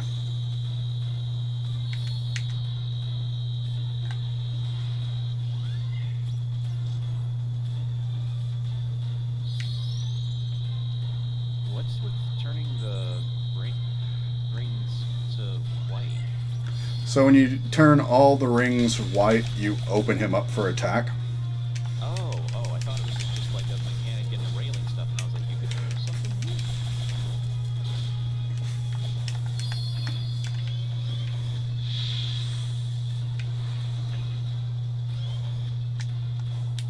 Oh, you're doing good damage. Yeah, I've upgraded my damage to 33 out of 99. Yeah, that'd probably do it, especially in the secondary. I think you've, yeah, I think you got him. Yeah, Jordan learned his lesson hard after last time. Yeah. If upgrades are available, get some upgrades. Yeah, you take the upgrades that you do, because we don't want to have to sit through a boss fight for, well, how long did that fight end up going? Like,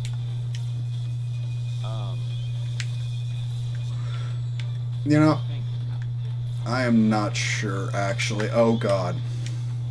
I gotta go get rings. Oh, Dude, those, the orange balls will track you. that's not good. Yeah, Okay. so, like, as soon as I saw I was about to get near one of those, I'm like, I'm just going to jump off since I'm at 0 rings. It will take less time to do that again and, like, finish my work than, yeah, whew, yeah, I don't need to do that. Yeah, exactly. But at least the progress on the rings stay if you hop on. Exactly, yeah. Oh, yeah, and that thing flying in the sky is the final boss for this level, and it looks freaking rad. I figured that much. And again, I like that it's just kind of chilling in the sky as opposed to the other guy, which was just standing in the canyon. Yeah. And I mean, you're not even being attacked by it. Okay, so it looks like I don't get a gear if I take on a boss I've already taken on, so I have to go and track down, like, all of the bosses. So let's fight this guy you've now. already fought him before. Yeah, time to fight Shark. Shark.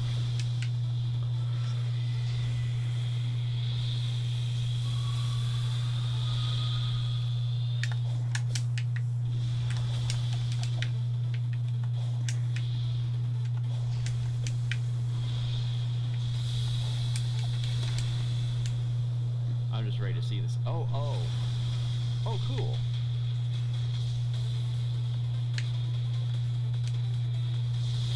Oh my god. Oh, okay. So that's what it is. You kind of, what would you call this? Like sand skiing? Yeah, sandboarding or something. Like, it's like a jet ski, but you're being dragged by a giant mechanical megalodon.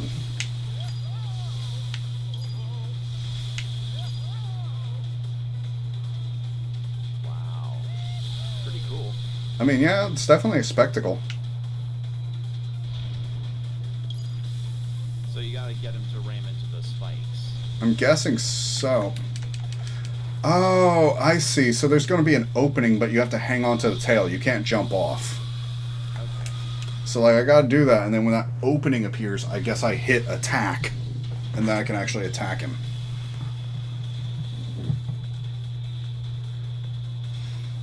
I will say, I do love the music for like all the encounters in this game so far. They're all pretty good.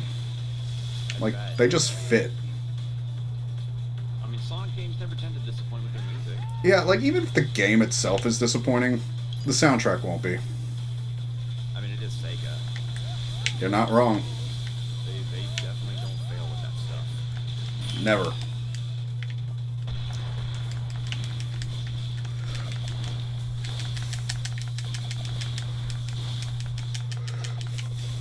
Okay, it took half of its life out that time.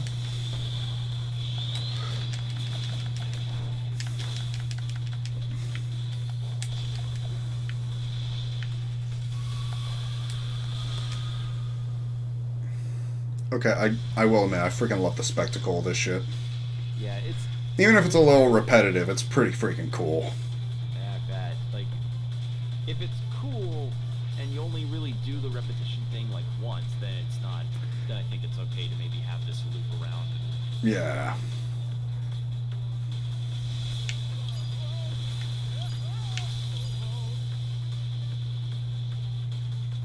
Plus, it's not a bad effect on the sand as, like, the stuff is, dragging through. Yeah.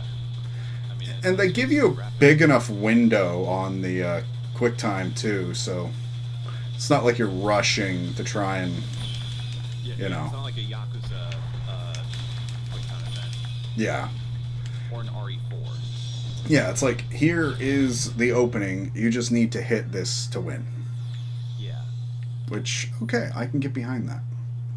Now let's see what way I need to be facing. Okay, just need to run right over here. I will admit, like, I kind of wish this had a mini-map, but if it did, the HUD be really overcluttered. Yeah. So I'm kind of glad it's just what it is. Okay, and I beat Sumo when you got on, so I should be only looking for like 2, maybe 3 more bosses. I mean, they definitely. It seems like they give you their money's worth with this game. They really do. Like, that's what I'm saying. Sonic game in general, I think this is honestly one of the best Sonic games that has been released. Not a lot of content. Yeah, there's a lot of content. Like, I've been playing for 2 hours now. I'm maybe only halfway through this island. So, even if, let's say, it took 2-3 hours per island just to do some of the base stuff with a little bit of the side stuff, you're still getting 10-15 hours out of this game before doing everything on every island. Wow. Like, when's the last time I could say that about a Sonic game or any game sometimes that costs me $60? Because, like, if I'm gonna look at it as a cost-value analysis, like a movie costs almost $20 a ticket now. You get an hour and a half. That means you're paying like $11 to $12 per hour of entertainment. Games can cost you a lot less per hour in entertainment and offer you more entertainment overall than a movie, but it depends on how long it is based on the price point. Now, if you're getting them on sales, then yeah, you're always making a good deal, but I'd just say for a full price release, this one does really good. Of course, it's another Green Hill Zone. Yeah. And the thing is that I tend to see cost for a game to not like. I have changed my opinion when it came to like content in a game versus price. Like, is a game that only costs say $20, but the campaign and everything ended up lasting like 40 hours. Do you find that as a good value for your money? Absolutely. Mhm. But a refined short experience also works too, because I think back to when Resident Evil 2 Remake released and people were trying to sort of rag on the game for being only about 8-ish hours long, like not into the double digits or even for triple digit hours, and being like, oh man, I'm not paying $60 for something like that. And it's like, it may not be a long experience, but it's really fun and replayable. Yeah, and I mean, that is worth Content something. Content does not necessarily equate like main game length situation, because you're not factoring in multiple playthroughs, Mhm. difficulty modes, extra extra challenge stuff. Yeah. Hell, I'm just missing one red ring. I'm gonna go back and grab that really fast. Yeah, like the big one for me is like the big deal about it all is just like, do you want a boring 100-hour game or a really good refined 8-hour game that you could make in 100 hours? Oh yeah, I'll take the refined game every time. But I am saying, like, you know, there is still that cost to value equation, and Because that depends on if you enjoy the content. Which exactly. Is, yeah, if you didn't enjoy the content, then congratulations, you're not going to enjoy yourself in the game. Yep. Like you're going to feel like you wasted your money, and that's probably one of the worst feelings you can get as a gamer, especially if that game has been sitting in your backlog for the better part of 2 months. Like, you know what I mean? You bought Yeah. a game at release because you were like, oh yeah, I saw trailers and it looks cool, but then you got distracted or played a different game and you just put it down, completely forgot about it. Yep. That's probably one of the most annoying fears you could ever have as a gamer, being like, oh man, did this game I buy a while ago and forget about actually not good? But I guess, you know, we tend to be a bit more conscious of our purchasing on a more like, Yeah. what's the word I'm thinking of? We tend to observe sometimes first instead of just going for it because it looks cool. Mm-hmm. We research. And I mean, we have to. We have a channel. We have full-time jobs, you know, like, we're going to have only so much time to set aside for our own leisure and games. And, like, that's part of why right now I'm still playing through Pokemon games and making, like, perfect IV Pokemon for Amanda and me because the new game's coming out on the 16th. And it's like, I still want to beat this game. So fitting in our recording times around that can be very difficult. And hello there, Michaela Burnett. Very nice to see you. Welcome to the stream. Welcome to the stream where we talk about how dumb it is to be like, this classic horror game from the GameCube era, Resident Evil 4, isn't as long as my Skyrim content. 0 out of 10. Don't buy it full price. And it's like, that's not, no. Yeah, no, I mean, Resident Evil 4 is still an amazing game. You gonna get the remake? I'm not sure about that just yet. Have you seen the remake? I have. I watched the trailer at work and my boss came by and she was like, what is that? And I'm like, they're remaking RE4. And she's like, oh my god, I love that game. Yeah, like, I'm like, alright, yeah. And the thing is, people had every right to be skeptical about it because it's like, it's one of the most, you know, beloved games ever, on top of something that had influenced the landscape of how third-person games are created. How do you, like, and it's also available on every platform that you can think of. Yeah. Probably your toaster too. Yeah. Probably. You're not wrong, actually. Elon Musk could pay Capcom to put it in a Tesla or something. Honestly, I would love to see the Tesla version of RE4. We wouldn't, I mean, it definitely wouldn't be the stupidest thing Musk has done. No, it wouldn't. If anything, people would probably attempt it. I would. I don't even have a Tesla. Like, I would find someone with a Tesla and be like, yo, I need to borrow your car for like 3, maybe 8 hours. How much to rent? Yeah, like, just, yeah, like, the fear was real and the fear is understandable. You know, we've seen remakes of some games not turn out so well. Even one of the Resident Evil remakes didn't exactly capture the same magic as the 2 remake did. Nah.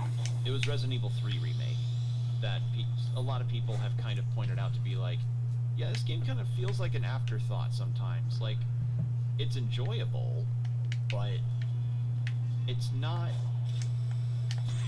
It feels like there's just not much here to really respect people to respect the original version of the game that some people really love. Yeah. Like, I remember hearing that, or I remember seeing a clip of a portion in a game where you're defending, like a hospital room, and and the engine they use, the RE engine, is very good for whatever they could end up programming for it. but they didn't really do so well with RE3 because I saw stretched models and stuff, and I'm like, that doesn't really happen with this engine. This is a really well optimized engine. Usually very well optimized engine. Yeah, I mean, and some say like, oh, well, it's because that engine's better for like smaller rooms with less things on screen. So having multiple zombies, like 8 or 9 zombies that crowd one space can cause a little bit of a loading problem. And I'm like, okay, but Devil May Cry 5 has crowded enemy rooms, but Yeah, and it's still running in about the same engine. yeah, Or I don't know. Maybe it's just I can get people being like, yeah, this remake didn't exactly go up to snuff. Some people even say that about Yakuza Kiwami and Kiwami 2. that's part of why, like, the next Yakuza I wanted to play was going to be the PS2 version. Yeah, but honestly, I actually really like Kiwami 1. Oh yeah, no, I like it too. Like, I think it's a great game. I just want to see the comparison. Right. It's just, I mean, they included a lot of things in Zero. They even have callbacks happen with stuff in Zero. And one thing, I'm not going to spoil what, but stuff from Yakuza 0 appears again in Yakuza 6. Like, Oh, really? not far ahead. So, if you ever get time to play it, just keep an eye out for the callbacks, and that'll be nice and fun.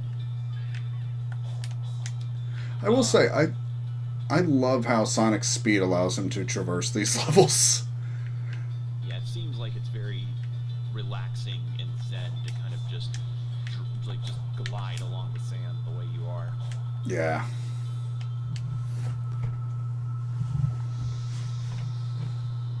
Okay, second emerald. I still have enough to get the yellow emerald. So at least I have both emeralds before I end tonight's stream. Yeah, that's good. Progress has been made. Progress has definitely been made. Now I gotta find Knuckles. Captain Knuckles.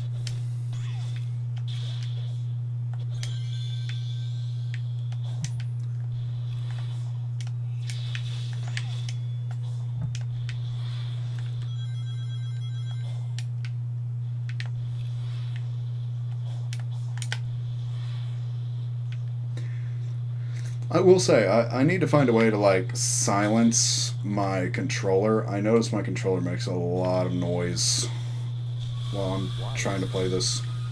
Does it have a speaker or? No, it's just the clicking and clacking. You just really hear it. Oh. Okay, because I was like, the only controller I never know that has a speaker right now is the. Oh my PlayStation. goodness, Did look you at get- them. They got little metal hats. Did you? I was gonna be like, did you did you sneakily get a PS5 without telling me?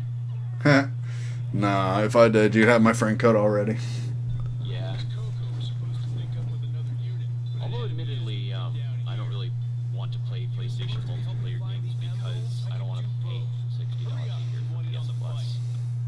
I mean, it's not as bad as Nintendo's, but Oh yeah, no. it's, but $60 a year is a lot. But yeah, don't like. Boosting and dodging are not available? God, the only time I ever experienced online stuff in the PlayStation Store wasn't even with the PS4, PlayStation Plus, and everything. It was with like the PS3 years ago when I was attempting to do some stuff with Call of Duty. I'm confident you all know of the infamous hacking case that happened where PlayStation Online was just down for the better part of like two to like 5 months, I think. It was a ridiculous long amount of time for the whole thing to just be down.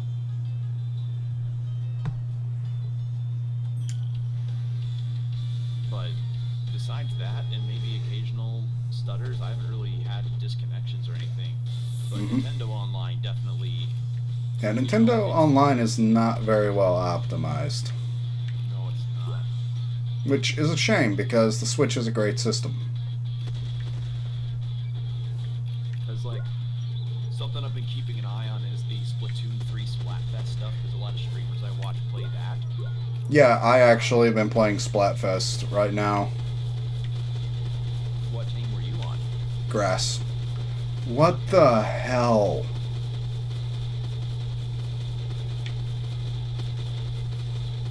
Good luck getting in there. I think they go away probably after you get all of the guys. Well, okay, so the game tells you, like, hey, you can speed things up by carrying more cocoa. The towers will also speed up.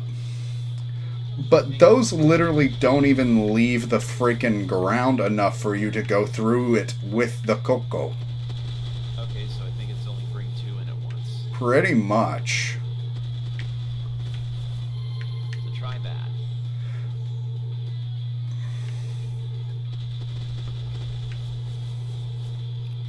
Work smart.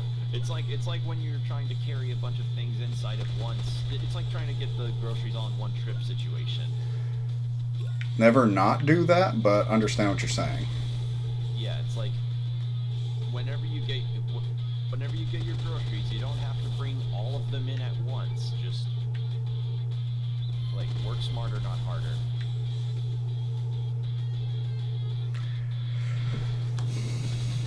I mean, good on them for trying to vary up what you do in this game, but like, dang, this one's asinine. Yeah, I bet. The not boost, like if it was I don't know, like the not boosting seems like it really kind of makes it slow. Yeah, and like, I don't mind Sonic having like decent base speed, but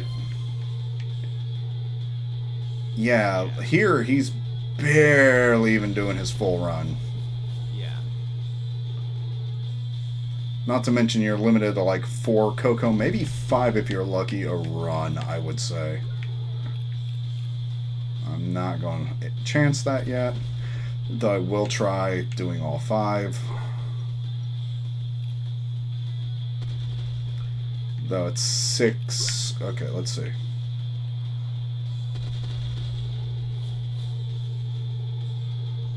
Should be able to go under here. Yep. I will say having like the ultra low latency is the right thing to do on this. Yeah. Graphic settings are definitely something to always consider. Yeah.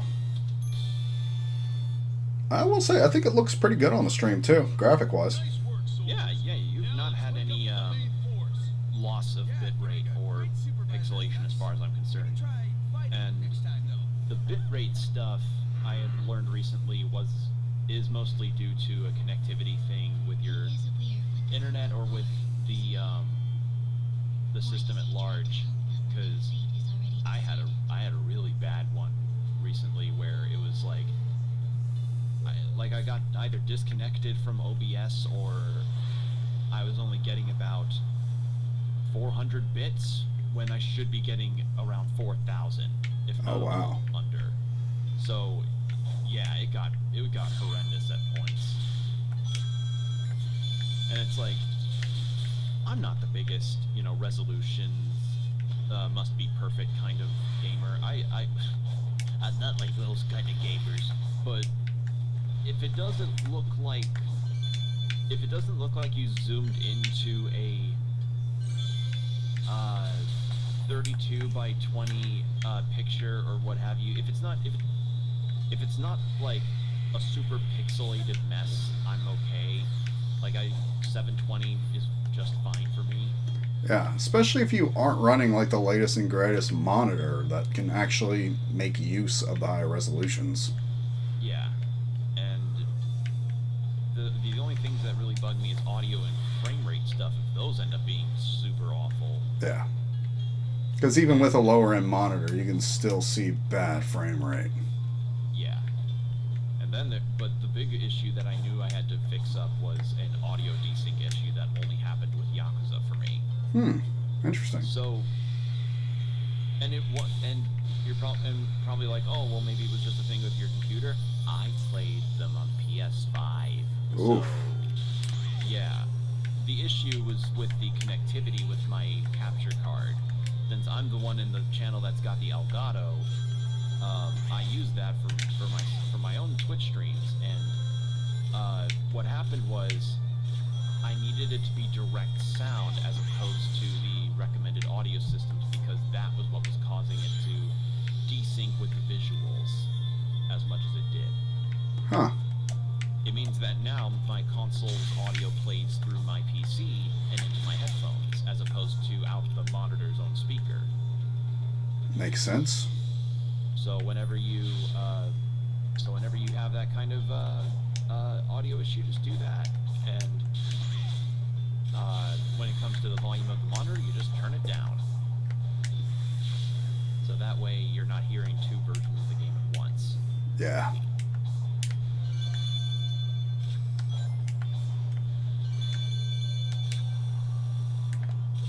And it was funny though at certain parts because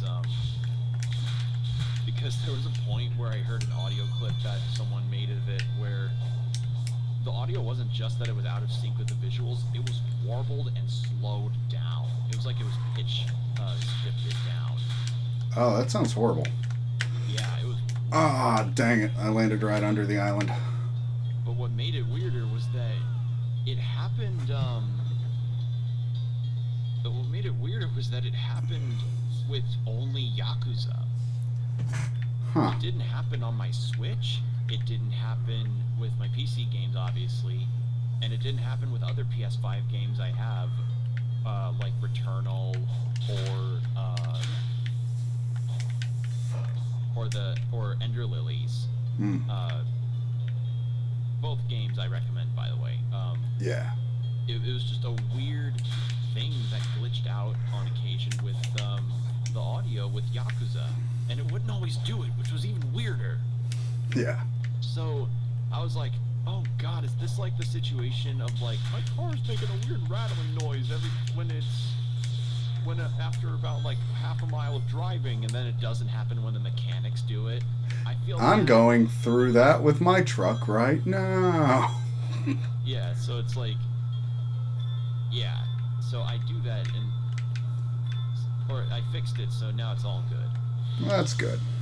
If anything, it's actually better because I'm able to hear the game better as opposed to the speakers in my monitor. Yeah.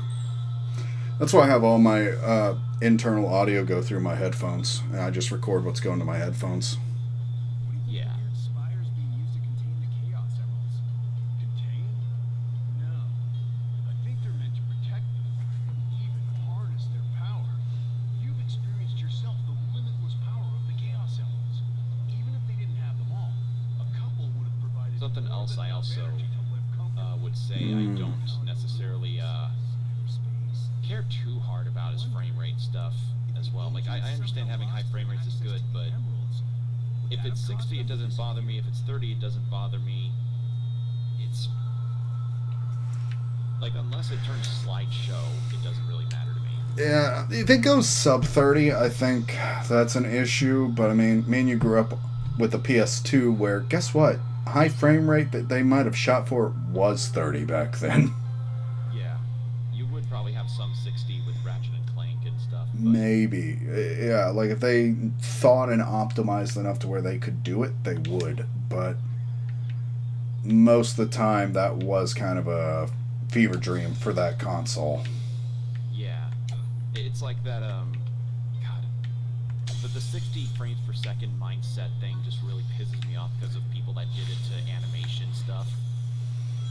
Yeah, well, I mean, even in animation, you know, most films and animations are designed around 25 to 15 frames a second.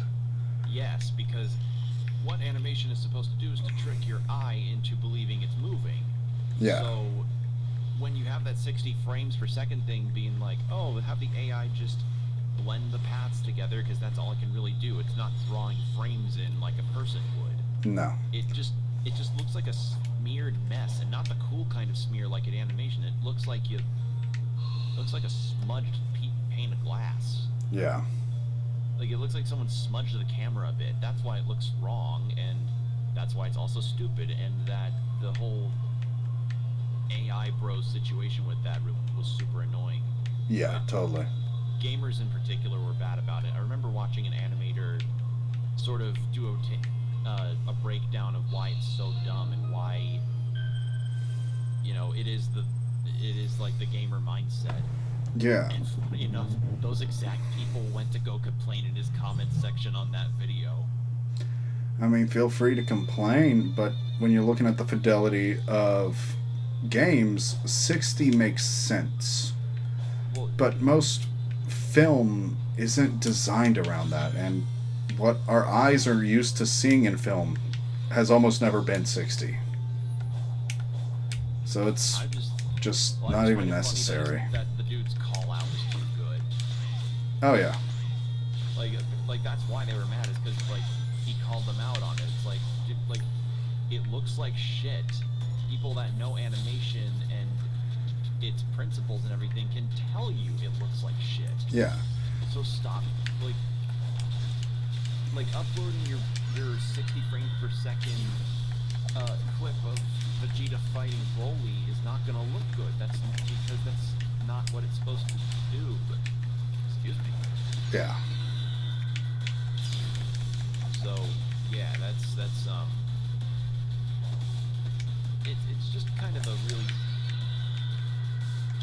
move indicative of gamer behavior being of like 60 FPS bros behavior being like, oh, if the game's not, you know,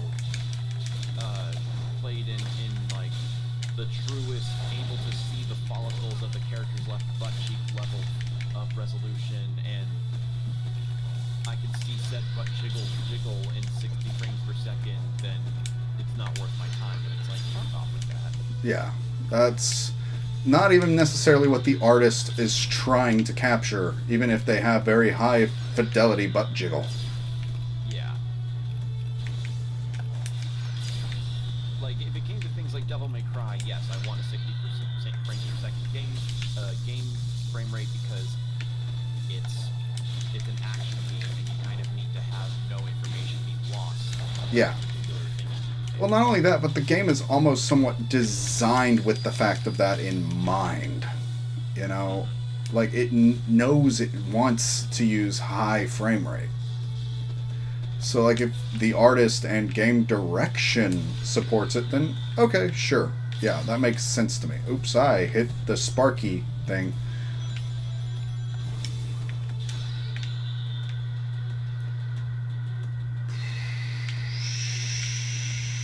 Yeah, overall, it's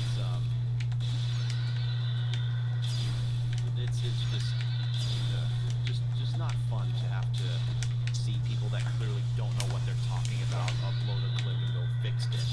Mm-hmm.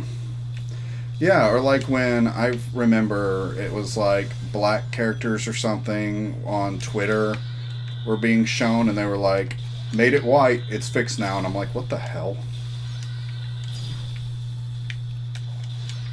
That was just cringe and racist. So, anyone who did that, you know, just letting you know, that was really freaking stupid of you. Yeah.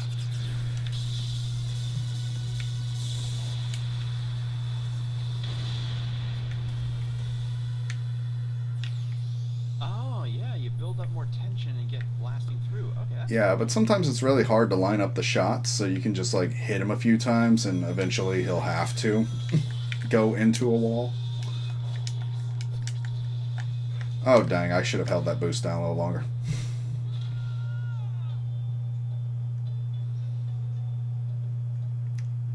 Oh, that's cool. Homing attacks can't be performed when on a grind rail.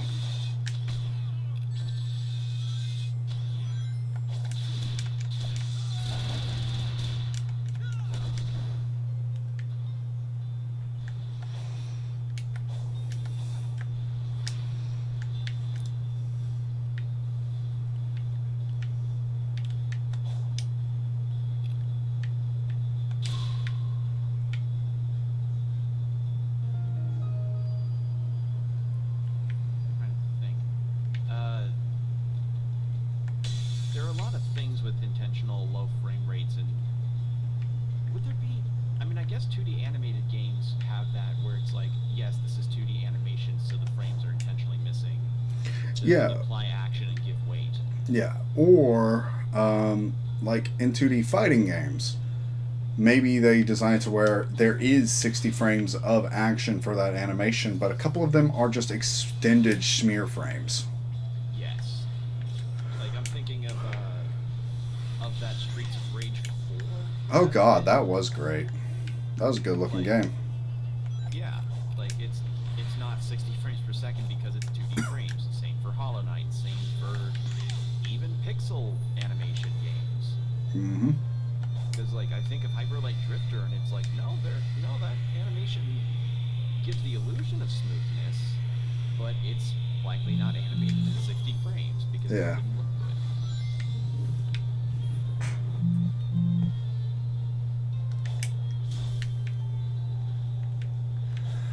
Let's see. Might be a puzzle around here to solve really quick. Make sure. Ah, yes.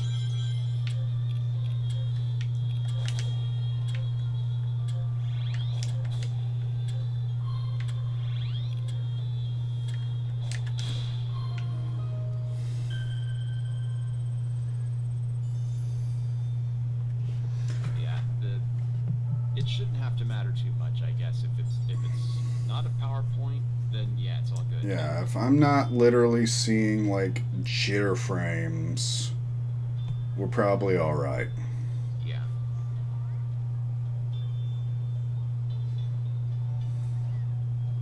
One moment. Just responding to a message. I admit, I kind of like streaming on this channel. It's fun, even if we don't get a lot of,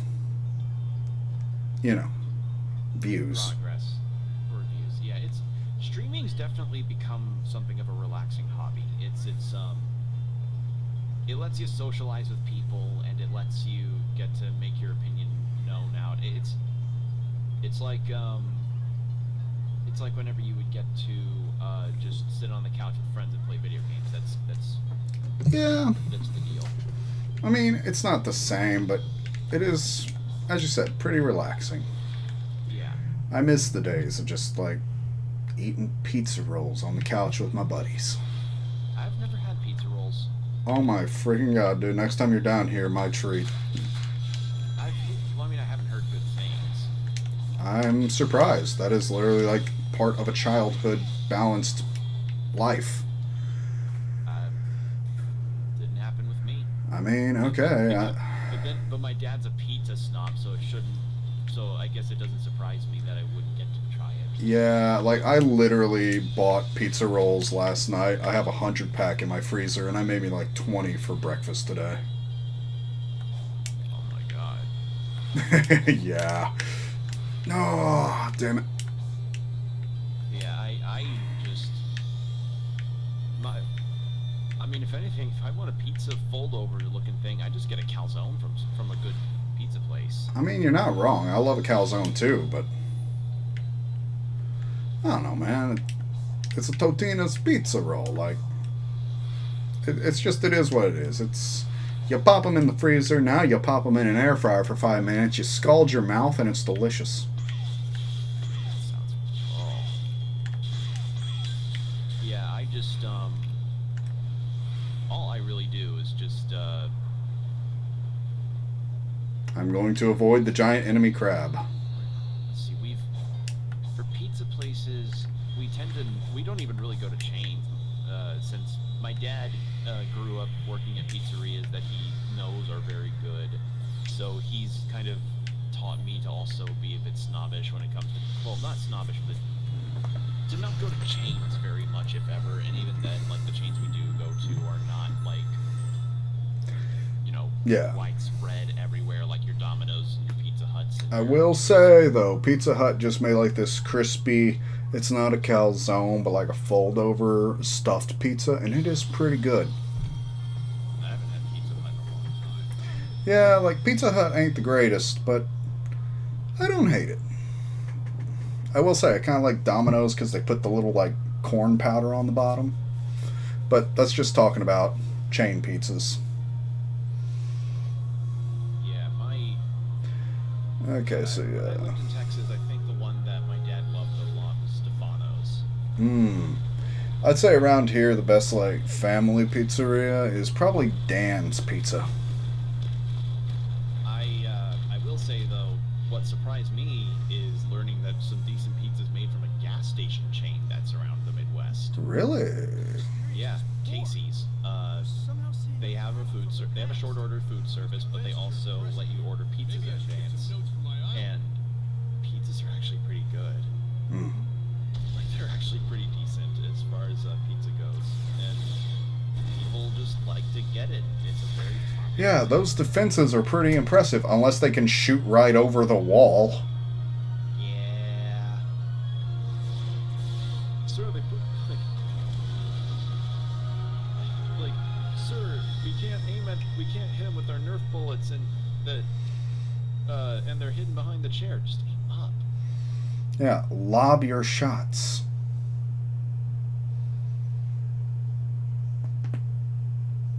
Mm.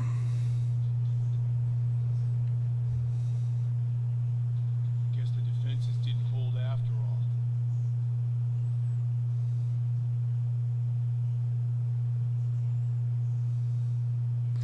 We will find many dead Coco here.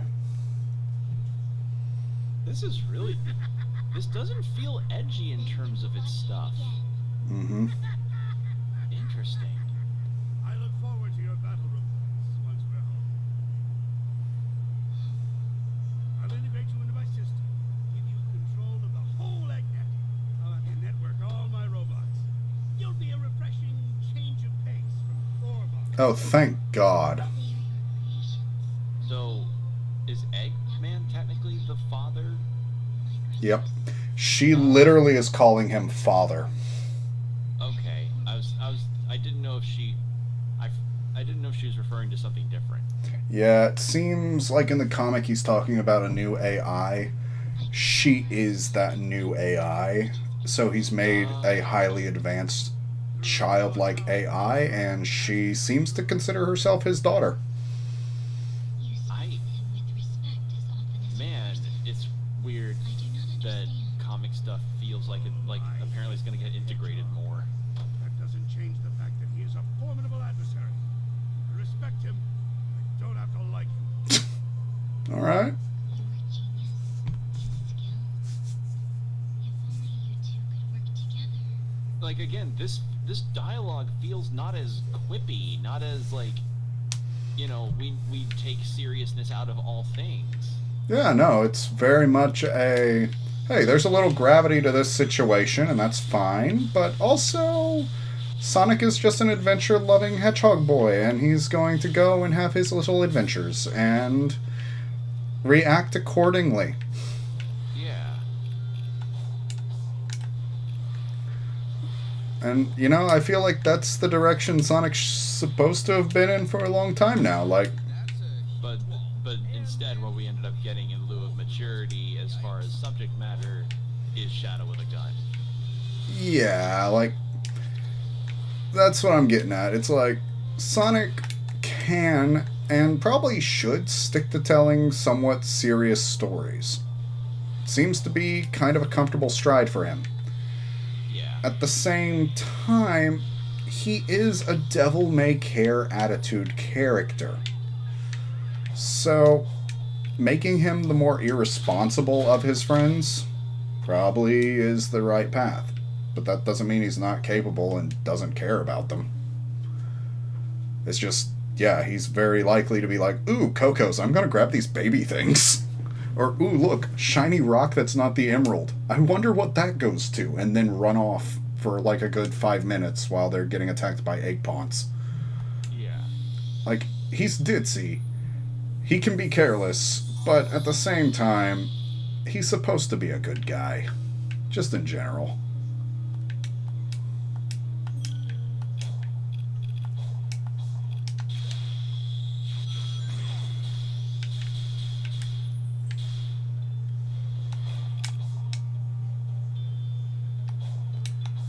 Really curious where the big fishing part is going to be out here. Oh, I need 4 more little, I thought you said you were going to need 4 more emeralds. oh no, knuckle memory shards. Oh. I will say, Going the for- Amy going for area, around 2 hours. So yeah, I'm probably going to finish with that knuckle memory and see what's going on. know like you've got to Work in the morning, yeah.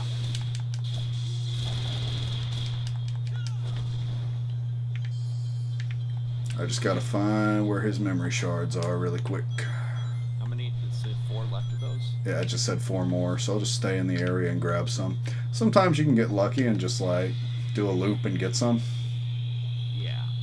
Let's see. Oh, that's just rings.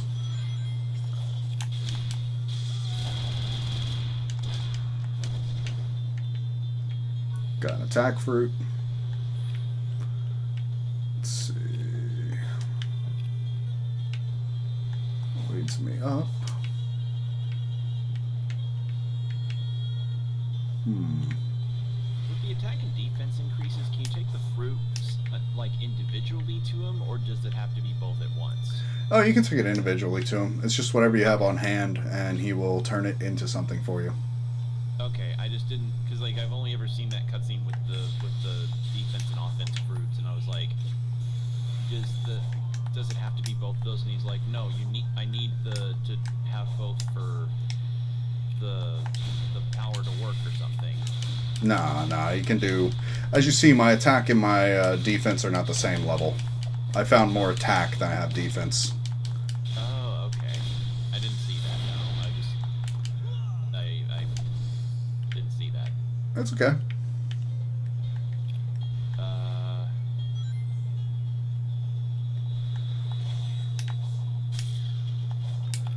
Do they not, like, have markers to indicate where the shards are?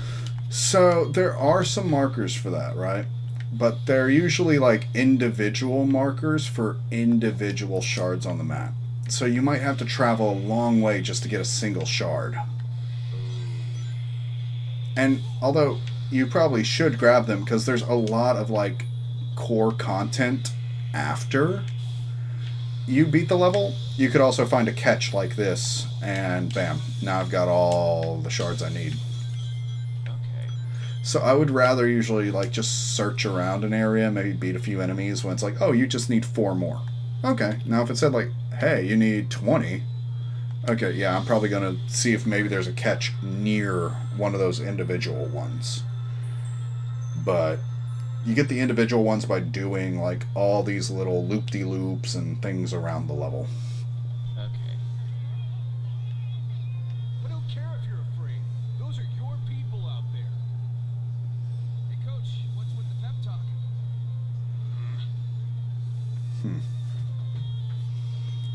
See, I like that. He's got like a shit-eating grin. You're supposed to fall back to a bunker.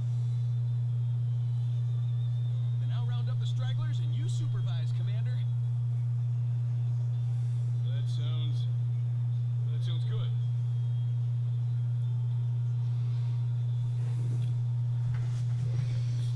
I'd go back to Knuckles while avoiding their bombs. It's the same frickin' mission. Oh god, I hate this. Alright, I want you all staying on one side of the freaking map.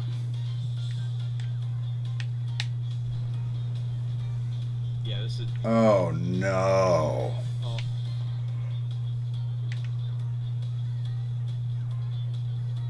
Oh, that's not good.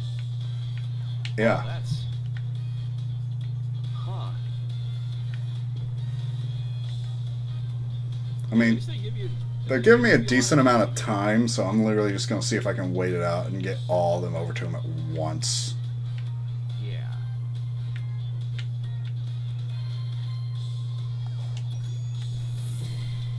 Okay, cool. That was still easier than, like, the herding them like sheep in the grass one, but Yeah. you tell me roll the cocoa, I'm worried. Yeah, you tell Jordan roll the cocoa and he'll... And Aww. the brain's just gonna go, Yo, Nux. Sonic, this oh, that is cute. back home. What if the people of these islands survived and resettled on Angel Island? And yes, I did add more sounds onto my voice mod soundboard. Okay, I was like, I know I didn't make that fart. Not a good sound. It's the... Do you know the meme video of the animation of showing a brain aneurysm, somebody added a noise to it. Ah. That's the noise. Wow, big tower.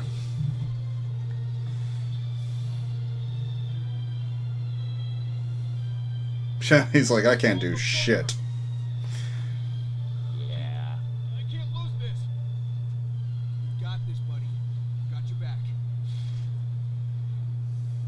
Thank you, Sonic. See, this is the Knuckles I like.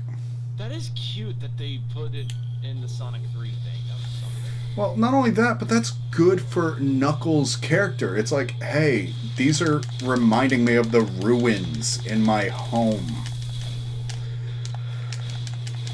And he's a guardian. It's like, hey, I really care about that, and I don't want to lose something that could be tied to my civilization. You know, the one that I'm the last one of. Yeah.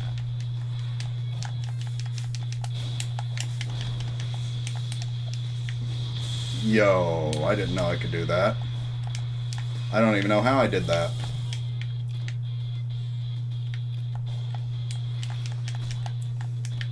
But can I just... Yes, I can.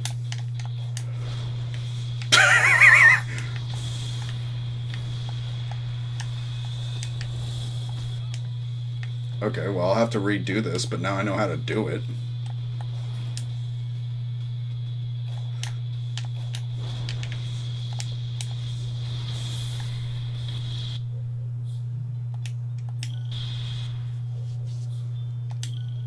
Okay, because you remember, like, the first time you meet one of these towers, like, it gets that ring around its neck and you can't hit it.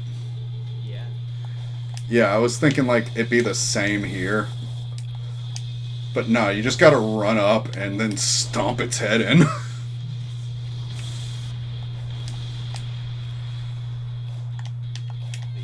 I in particular, I forgot what my train of thought was going with that. But yeah, new soundboard stuffs. So expect many possibly timed moments or gags. I'm fine with that. But yeah, that Sonic 3 little ref was so cool. I love that. Yeah, that's really nice. They acknowledge that. I always really appreciate whenever a game lets you swap between retro and modern graphics super quickly, Yeah. or even acknowledge past media in the retro graphics. That's what does it. Yeah, it's like, it totally happened, and you know what? The way it looked is how it was supposed to happen. Yeah.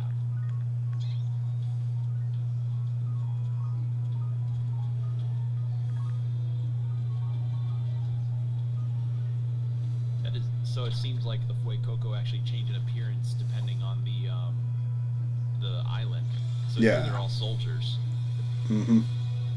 Oh, that's adorable that they stomp in their little hand.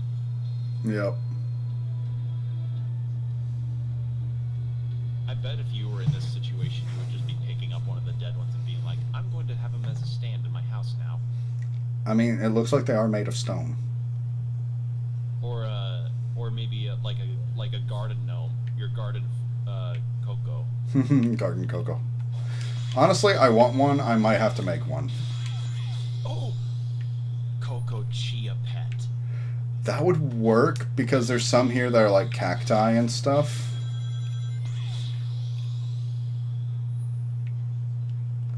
Alright, I only need 13. I might... Let's see. 1 second. Because I can just jump down there and see if that only gave me one. Yeah, that only gave me one. Alright, yeah, I'll end it here tonight because it's already like 11:30.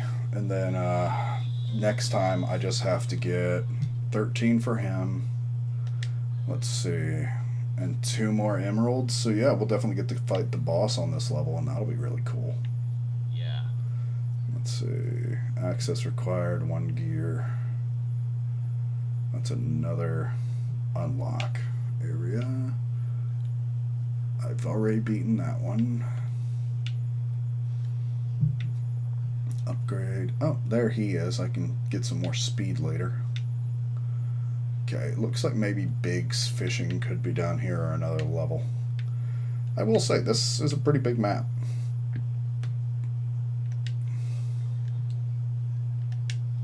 All right. Well, with that, go ahead and change the data in slot 1. Boop. All right. It was wonderful being here with everybody. Wonderful doing another stream. But I'm going to call it quits for tonight. Bye-bye. And thanks for joining in, Will. Yeah, no problem. All right.